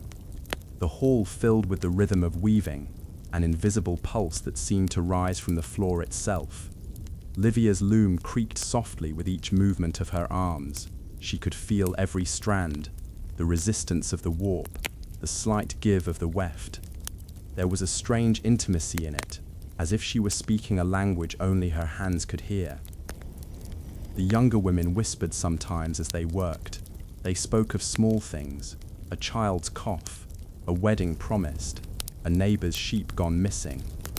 But beneath their talk was something quieter, the unspoken understanding that their labor connected them to distant places. The soldiers who wore their cloth would never know their names, but the thread between them was real. In the afternoon, a messenger arrived from the villa. He carried a letter marked with the imperial seal, addressed to the overseer. The women paused as he passed through, his boots heavy with dust, his cloak trimmed in red. He said nothing to them. The overseer read the message outside, his expression darkening as he did. Then he turned toward the hall and called out, "The Emperor is moving more legions north. The quotas will increase, double production before the next collection." The words hung in the air like smoke. The women said nothing. Livia looked at her loom, at the half-finished length of cloth stretched taut before her. She could not imagine working faster. Their days were already full, their hands already raw. But the Empire did not ask how, it only asked when.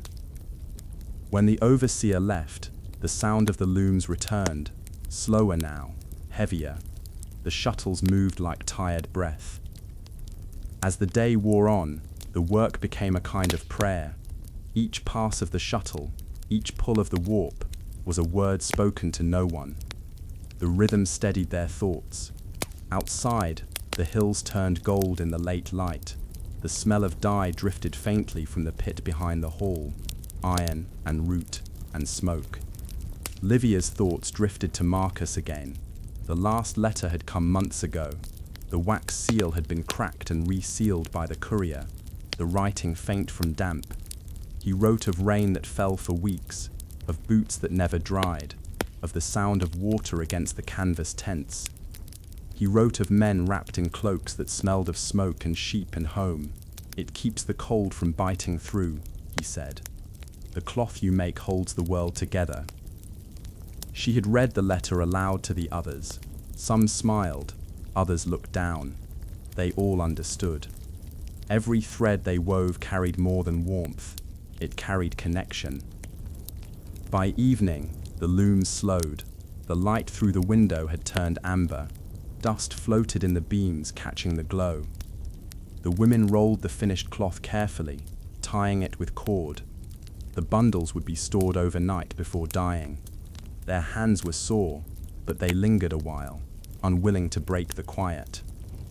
Outside, the fields were alive with sound, the rustle of wind, the bleating of sheep settling for the night. Smoke rose from the villa, faint and grey. The overseer's men would come tomorrow to collect what was finished. They would weigh it, measure it, count every span of cloth, and mark the totals on their tablets. None of that mattered here. What mattered was that the work continued. Livia stepped outside for a moment before closing the door. The air was cool now, the scent of grass sharp and clean. She could see the first stars beginning to appear above the hills. The threads on the drying rack stirred faintly in the wind, whispering against one another. She thought again of her son, and of all the other sons wrapped in their wool somewhere beyond the horizon. She wondered if they ever thought of the women who spun their warmth, who wove their safety stitch by stitch. Perhaps not. Perhaps they only felt the comfort without knowing its source. She smiled at the thought, tired but content. That was enough. To be unseen but necessary, that was the way of their craft. As she turned to close the hall, the last of the sunlight touched the bundles of finished cloth stacked near the wall. They glowed faintly, as if holding the day's light within them. She paused, hand on the door, watching until the glow faded. The wind shifted, carrying the scent of rain from the north. Tomorrow would be wet.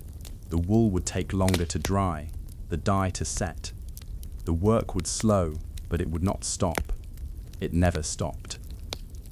She closed the door gently and whispered to herself, almost as a benediction, "The thread holds." Then she walked home through the twilight, her hands still smelling of lanolin and dye, her heart full of the steady patience of those who make warmth for others but never wear it themselves. The rain came before dawn, a slow and steady drumming on the roof of the weaving hall. It began softly, then deepened until it filled every sound between the looms, the spinning wheels, and the low breathing of the sheep outside.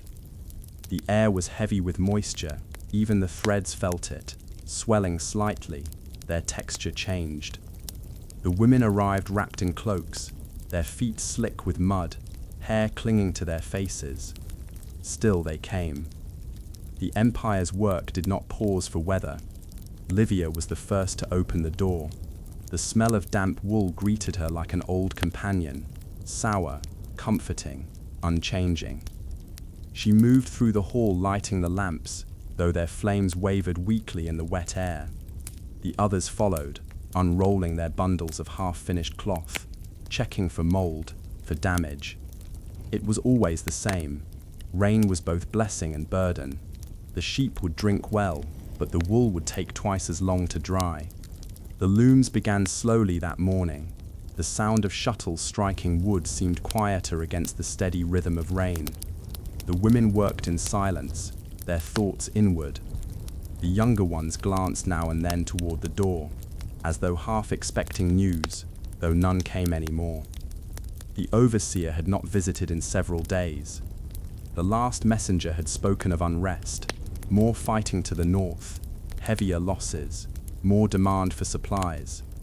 The Empire's appetite, it seemed, was endless. Livia's loom creaked as she worked. Her hands were slower than they used to be, but they still knew the motions by heart. The wool slid beneath her fingers, rough but obedient. She listened to the rain and thought of Marcus again, her son, far away, somewhere cold and grey. She had not heard from him in nearly a year now. The last letter had mentioned a winter campaign and the construction of a new fort along the frontier. She had read that line again and again, trying to picture it, men building walls in snow, wearing cloaks woven in places like this. The thread in her hands was thin and pale. She drew it taut, weaving it into the dark warp like a vein of light. Strong, she murmured to herself. Tight. Her voice was barely a whisper, but the women near her looked up briefly, then returned to their work. Everyone spoke to the cloth now and then. It was not prayer, not really. It was habit, a way to remind the hands what the heart wanted to say. By midday, the air was thick with humidity. The dye pit outside steamed faintly in the rain, the color leaching into the puddles that formed in the mud. Flavia, one of the younger women, went to check it. She pulled back the cover and peered inside. The water was still rich with pigment, though cooler than it should be. It will fade, she said when she returned. Livia nodded. Then it fades, she replied. The soldiers would not care. They needed warmth, not beauty. The hours stretched, indistinguishable. The rhythm of the looms filled the hall, constant and gentle, like breath. Rain on the roof, thread through fingers, wood against wood, a steady world built from motion.